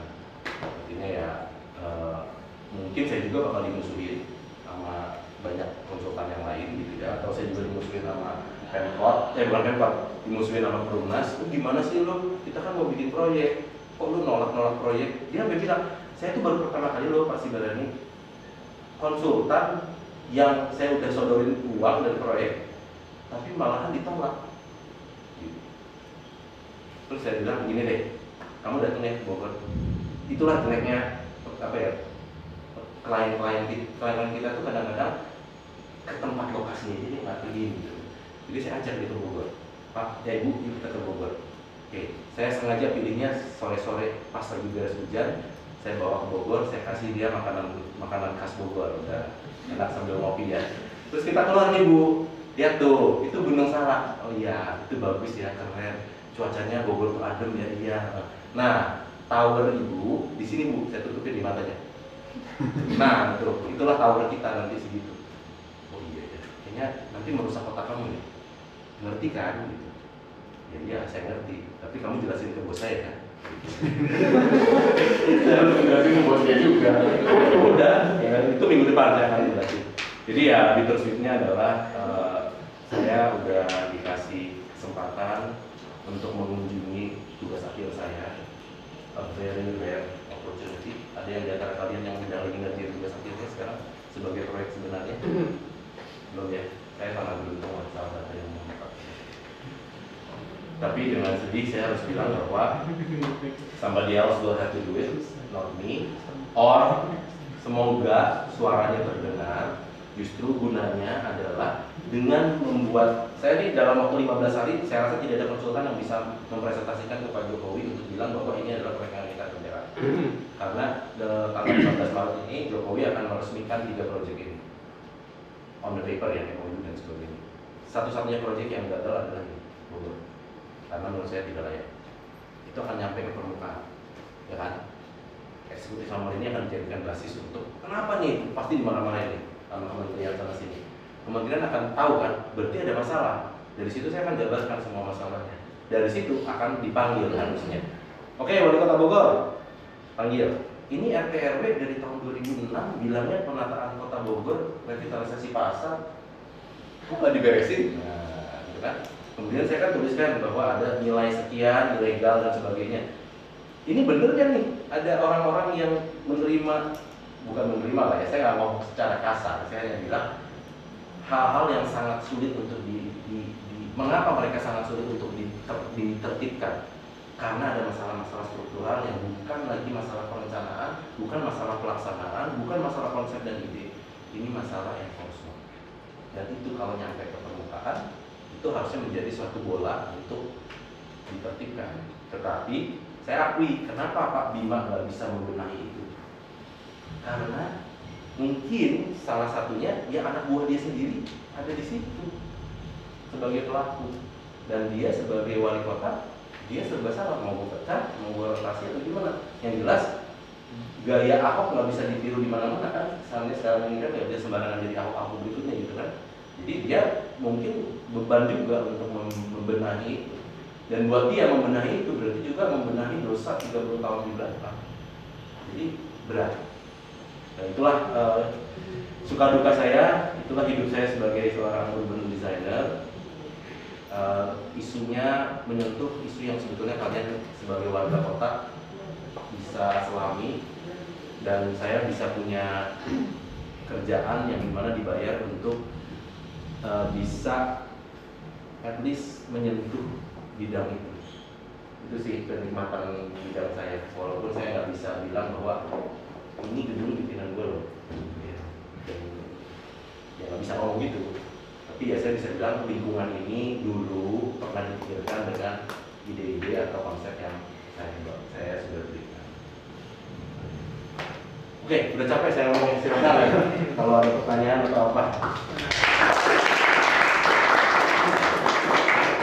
Saya baru tahu Pak, kalau keputusan untuk menolak proyek itu juga bisa jadi keputusan arsitektural atau keputusan urban design. Ya, itu Panjang. di dalam, kalau kalian nanti belajar tentang kontrak, kita tuh terminasi itu tidak satu arah, terminasi itu 2 arah. pelajari di kalau di kontrak. Kita bisa memutuskan klien kita, tetapi ya kita nggak dibayar, itu aja jeleknya.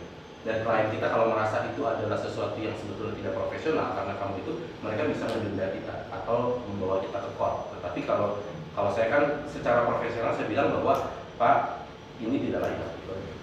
As simple as that. Kayak dokter gitu, kalau misalnya Bapak kanker, saya nggak setuju kamu, saya kanker, saya sue kamu gitu, nggak bisa kan? Bapak kanker, silahkan cari dokter lain. Kalau dokter lain bilang kanker, ya berarti Bapak kanker gitu. Tapi kalau seandainya saya bilang Bapak kanker dan saya treat Bapak kanker dan ternyata dia bukan kanker, hanya bisulan gitu, ya saya bisa disu. Kan? Tapi selama ini diagnosa saya adalah dia tidak aman. Menarik ya. TA aslinya. Dari TA, dari hutan, pergumulan. Masih penasaran ya. Saya justru lagi mau cari jalan keluarnya adalah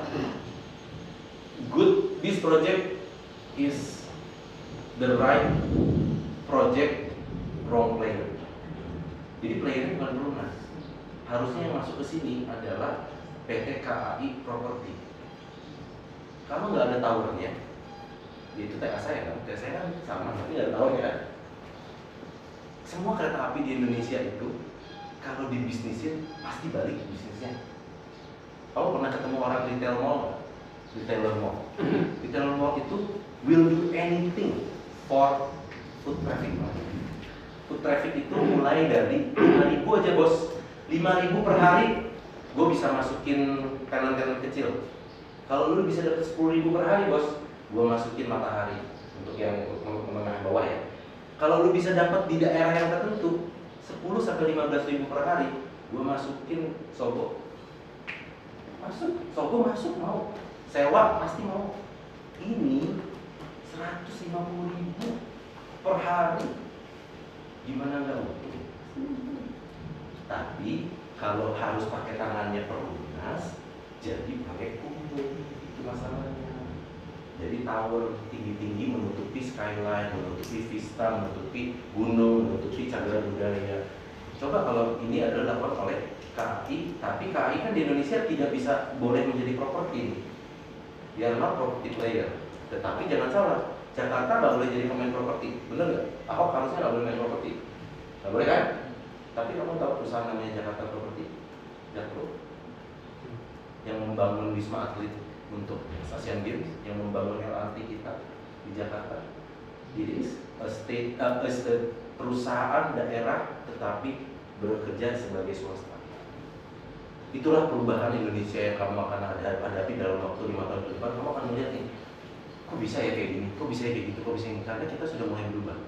Korporasi kita sudah mulai bersinergi dengan baik dan sudah ada jalur-jalur hukum di mana pemerintah daerah itu boleh berbisnis properti. Kalau enggak ya pemerintah daerah capek dong, hanya kerjaannya kasih listrik, kasih air, bikin jalan, mereka nggak ada untungnya. Dan sekarang kota itu sekarang mulai berbisnis. Pak Ridwan Kamil pun sudah membuat SK yang baru bahwa Bandung itu mempunyai perusahaan namanya Jasa Sarana Bandung gitu. Itu jadi pemerintah kota yang boleh bermain properti. Kenapa enggak KAI berproperti? Kalau KAI berproperti itu kan tinggal tunggu waktu ya. Kalau Menteri BUMN-nya bilang, oh nggak bisa ya, karena apa? Karena perunasnya. Oke, KAI boleh nggak? Kalau boleh, kalau saya boleh ngobrol sama Bu Rini, ini aja Bu. Oh gitu bisa ya, bisa. Saya bisa dapat lagi duit saya di situ. Karena jadi saya masih bisa memberikan konsultasi, tapi nggak usah ngajakin perumahan. Ada yang mau tanya-tanya? Mungkin 3 kali karena Jadi, ini sebenarnya apa skema yang Bapak tuh pernah saya dengar dari teman saya yang di Adikarya itu kan konsorsium Ya. LRT kan. LRT ya. Ternyata Adikarya dia punya anak perusahaan namanya LRT Adikarya. Ya itu terus ternyata dapat tanah tuh di sekitar apa stasiun LRT itu. Dan menurut skema Adikarya itu bikin tower dan itu jumlahnya Ratusan. banyak Ya. gila mungkin ratusan ribu meter persegi kan. Nah, menurut Bapak apakah memang bakal begitu maksudnya. Nah, gini, itu adalah yang namanya TOD yang sebenarnya. Yang bukan sebenarnya, yang TOD itu ada banyak jenisnya, ada sekitar 5 atau 6 jenisnya. TOD yang ini adalah TOD pusat kota di daerah cagar budaya. Ini masalah utamanya. Jadi kalau LRT-nya Adikarya yang sepanjang Cibubur, kamu lihat ya kalau ke arah Bogor ke Cibubur tuh udah ada tiang-tiangnya. Itu tuh sudah ada tuh, nanti setiap stasiun itu udah ada enclave-nya 50 sampai 100 hektaran gitu ya. Dan Adikarya itu udah kayak jagoan aja. Kan gue yang bikin lainnya. Lu punya tanah, lu punya tanah, lu punya tanah. Sini tuh datang ke gue. Siapa yang mau jual tanah ke gue? Soalnya kalau gue mau sekarang nih LRT Bogor yang dari Jakarta ke Cibubur sudah fix ya, dan sudah masuk ke lokasi-lokasi. Yang dari Cibubur ke Bogor dan dari Bekasi ke arah Jababeka itu alignmentnya masih bisa digini-gini. Jadi dari Cibubur sampai Bogor itu alignment LRT Adikarya itu bisa ada yang crossing 3 kali tol. Tergantung mau kiri atau kanan. Tergantung siapa yang punya tanah di kiri atau di kanan. Kalau benar, serius, this is true.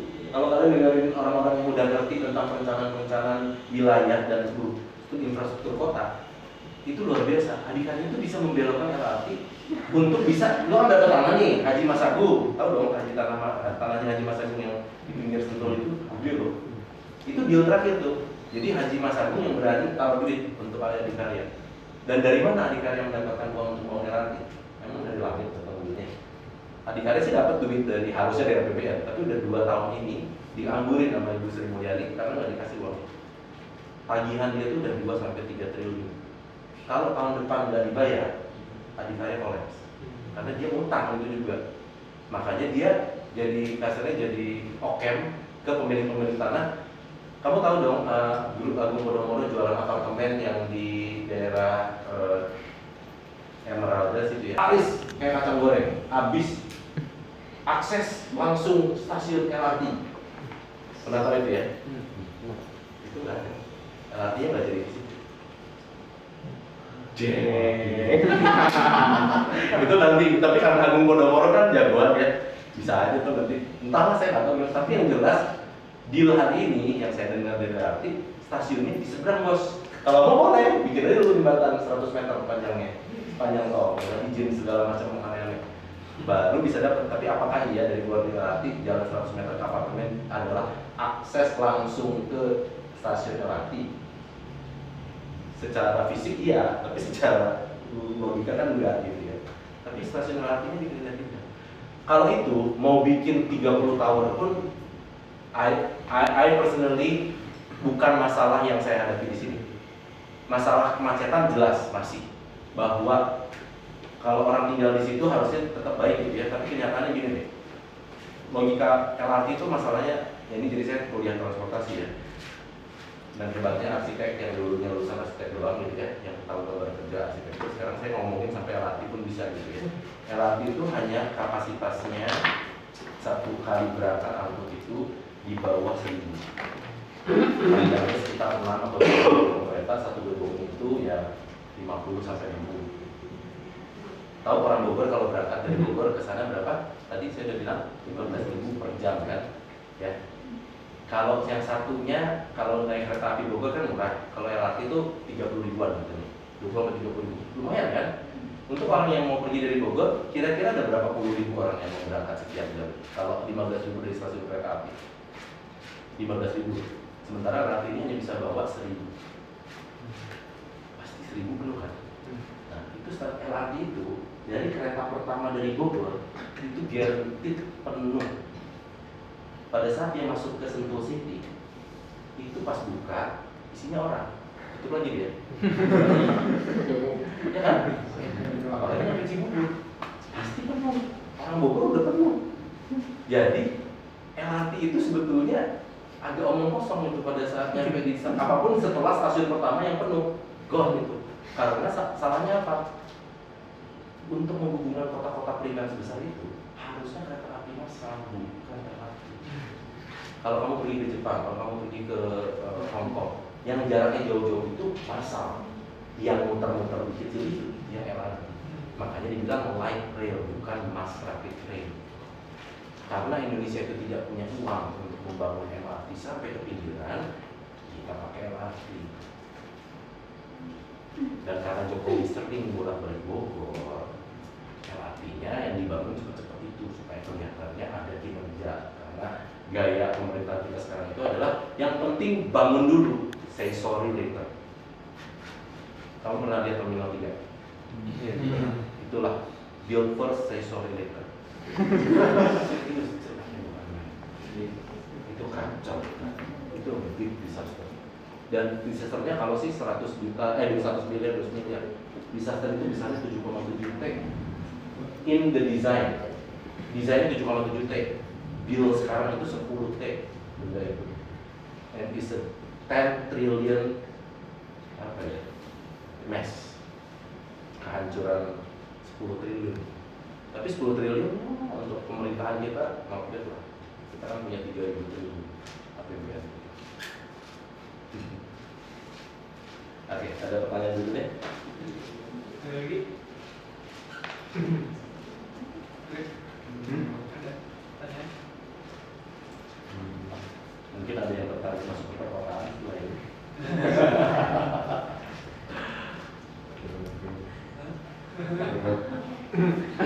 Seru boleh nolak. Ada yang pernah ngerjain proyek-proyek sebesar ini skalanya sebelumnya?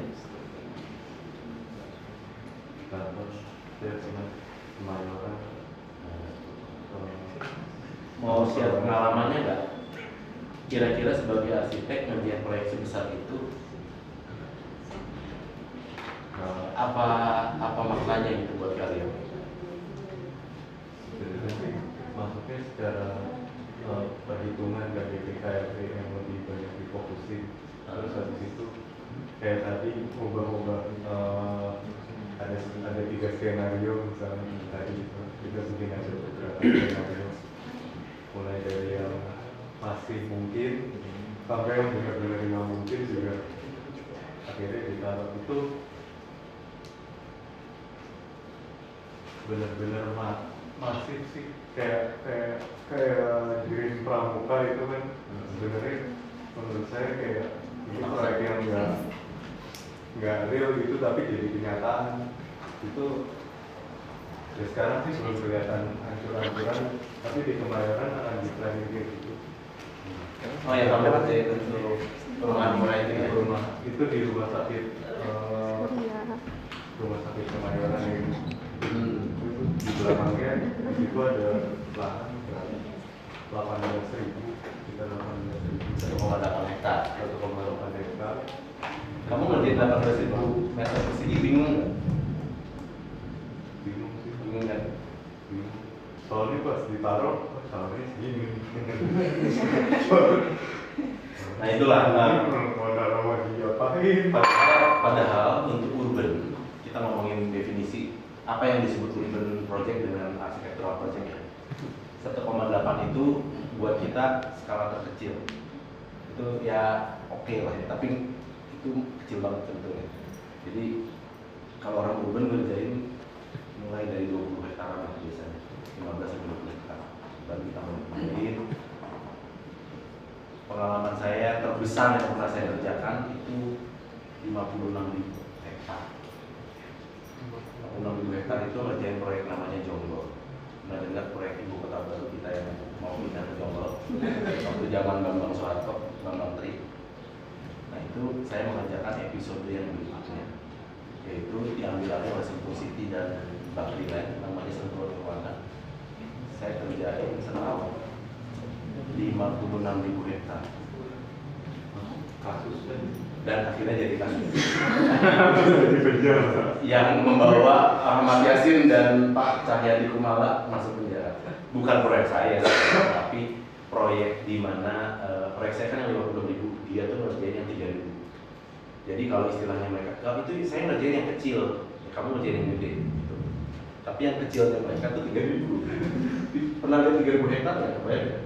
1 hektar itu kan 10.000 ya. 1 hektar itu 10.000 meter persegi. Lapangan sepak bola itu kan 75 kali 100 ya. Di Malaysia kan 1.200. Jadi di dalam 1 hektar itu ada 1,5 lapangan sepak bola kan. Iya. Nah, 3.000 hektar itu kamu melihat 5.000 lapangan itu oleh Sentul City itu kecil karena yang gedenya itu ya 50.000.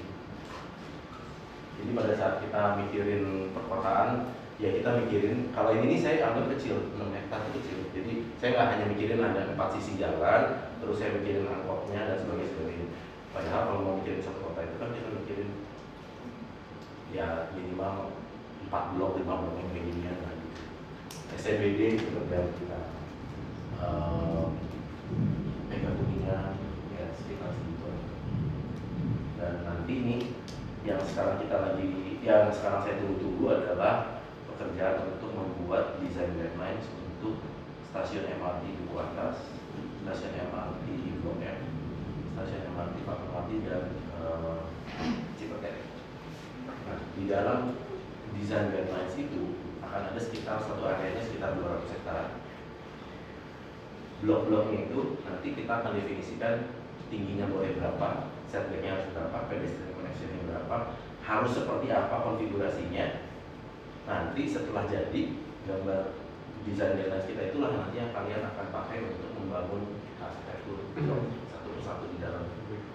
Tapi kita akan bilang bahwa ini adalah transit oriented development. Jadi persyaratannya kalau saya punya 2 marketing kayak gini, gimana caranya MRT-nya ada di sini, kamu duduk di sini, dan kamu boleh bilang bahwa saya adalah transit oriented. Berarti saya harus menghubungkan dengan pedestrian. Pada saat saya harus bikin pedestrian, somebody has to pay for that. Nah, di Indonesia itu sampai hari ini tidak ada yang mau bayarin pedestrian, kecuali itu punyanya semuanya. Caranya kita nih, developernya, gue beli dulu semuanya baru gue bikinin pedestrian. Kalau ini punyanya Plaza Indonesia, ini Plaza Grand Indonesia, ada jembatannya nggak? Plaza Indonesia, Grand Indonesia, begitu dekatnya kan? Nggak ada jembatannya. Yang ada jembatannya apa? Sentral apa kan? Punyanya siapa? Bodoh-bodoh, baru dikasih jembatan. Kalau enggak mau sampai kiamat juga, ya kan? Jadi kita akan buatkan guidelines. Kalau Anda mau dibilang transit oriented, Anda harus bikin jembatan dan berdua ini harus bayar kos pedestrian jembatannya dibagi 2. A very simple and civilized way yang developer kita itu belum get. Sampai hari ini ya serba berantakannya itu karena developer klien-klien kita itu takut dengan apa ya? Dia melihat tangganya, pasti ngelicitin gue, pasti banget, you gonna screw me. And kita berdua akan bilang ke government, the government will screw me. To us gitu, tapi gue nggak akan happy sama lu, gue nggak akan berteman sama lu juga. Walaupun ini sebetulnya bisnisnya tetanggaan gitu ya. Ya itu ya agak surat. Tapi it will change. Just watch. Saya 15 tahun mengamati Indonesia. 3 tahun terakhir ini is never like this. Kalau kita melakukan perubahan seperti ini setiap tahunnya, you will see a different product by other market. Gimana kalau kita masih punya pemimpin-pemimpin yang kayak gini ya, pemimpin-pemimpin yang sudah mana ada sih, pernah nggak dengar arsitek Indonesia yang beken-beken itu dipakai oleh seorang gubernur atau pimpinan kota untuk membangun kota? Ridwan Kamil udah menggunakan banyak, tetapi nggak selalu bisa dibangun. Kalau Ahok ini boro-boro diomongin, dia bangun dulu. Dan satu hal yang lucu nih ya, saya semalam kalau saya ikutan ngobrol sama mereka sebelum mereka berangkat hari ini, chat roomnya juga ada kemungkinan pekerjaan teman-teman kita itu tidak mengikuti peraturan. Karena ya itulah, karena ini nih yang saya mau ceritakan. Bukannya menyudutkan atau gimana, tapi teman-teman arsitek walaupun terkenal belum tentu, mungkin tidak terbiasa dengan mengerjakan hal itu. Jadi mengerjakannya dia bilangnya gini, ya salah satu pemimpinnya lah. I don't need to say it, but you should know who. Dia ngomong, kan kalau gue dikasih proyek sama Ahok, harusnya dia udah cek dulu dong. Kan gue kan tinggal gambar doang di situ. dan tinggal jadi doang, terus cepat lagi 4 bulan jadi dari gambar sampai dibangun jadi 4 bulan. Terus iya, tapi kan peraturannya dibuat, ini lucunya ya, mereka di-engage sebelum Juni. Saya ada perdanya, pergubnya Arpetra itu baru ditandatangan Juni 2016. Jadi pada saat mereka mendesain peraturannya aja belum ada. Bayangin. Nah, sialnya orang yang bikin peraturan sama yang bikin desain nggak ngobrol. Jadi peraturan Arpetra itu satu hanya boleh dibangun di kategori tertentu. Ada namanya zonasinya H2, H5, 7, R berapa dan sebagainya. Kedua, bangunan itu tidak boleh lebih dari 150 meter persegi. Ada yang udah pernah ke Kalijodo? Pernah? 150 meter persegi nggak tuh? Lebih kan pada saat ini. Jadi pas gue ngomong sama Yori, hah? Gue nggak tahu tuh ada peraturan begitu. Nah itu lo ada tahu peraturannya kan? Tapi kan nggak benar. Ya benar, peraturannya yang nggak benar. Tapi itulah peraturan di Indonesia. That's how you have to deal with. Jangan sampai peraturannya kayak gini terjadi lagi kan? Masa semua RPT di Indonesia disuruh buat di seluruh Jakarta bangunannya tidak boleh lebih dari 1 meter persegi. Dikasih lagi layoutnya. Dikasih denah itu kelihatan. Ini ruang menyusui, ini ruang perpustakaan, ini WC. Ada layoutnya. Dan itu perlu dan ditandatangani. Kalau ada denah itu kan ngapain pakai arsitek kan? Nah, kasarnya begitu kan, udah aja pakai copy paste gitu kan. Tapi kan enggak kayak gitu. Nah itu mungkin salah satu yang mau disampaikan oleh saya adalah mulailah mencoba mengerti isu-isu perkotaan walaupun no matter how small your case is. Kayak kasus yang kamu tadi saya lihat perumahan tetangga kamu gitu kan.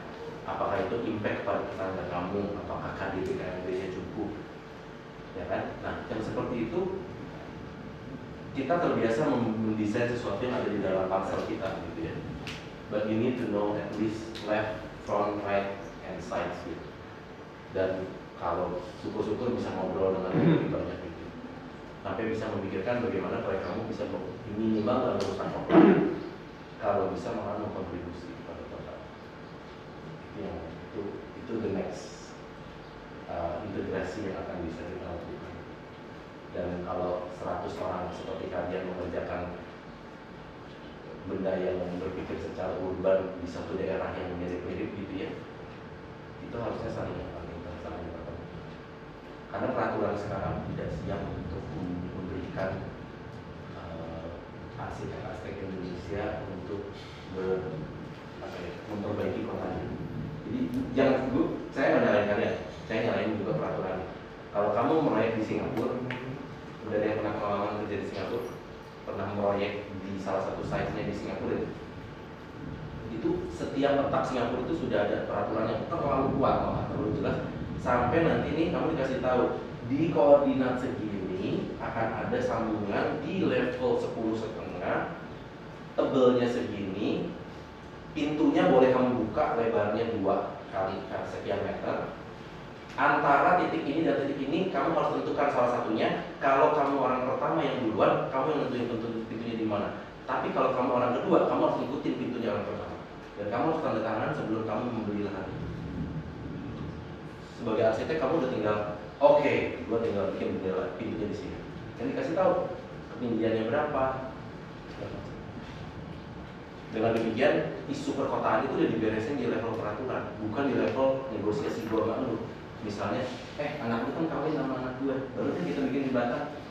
Sudah, gitu. Jadi kalau serius, kalau kamu ngobrol sama mall sebelahnya Pakuwon, sebelahnya adalah Metropolitan Kencana, very likely chances bahwa mereka bisa nyambung jembatannya. Karena anaknya Gubernur Daya dengan anaknya siapa sih Pakuwon itu? Itu besanan. Tapi siapa tahu suatu hari misalnya kami mengkasih nggak jadi cerai gitu, atau salah satu selingkuh itu bisa jembatannya bisa dibongkar. Benar, makanya ya luar biasa kan kota di Indonesia itu dikuasai atau ditentukan oleh segelintir orang. Yuk, terima kasih.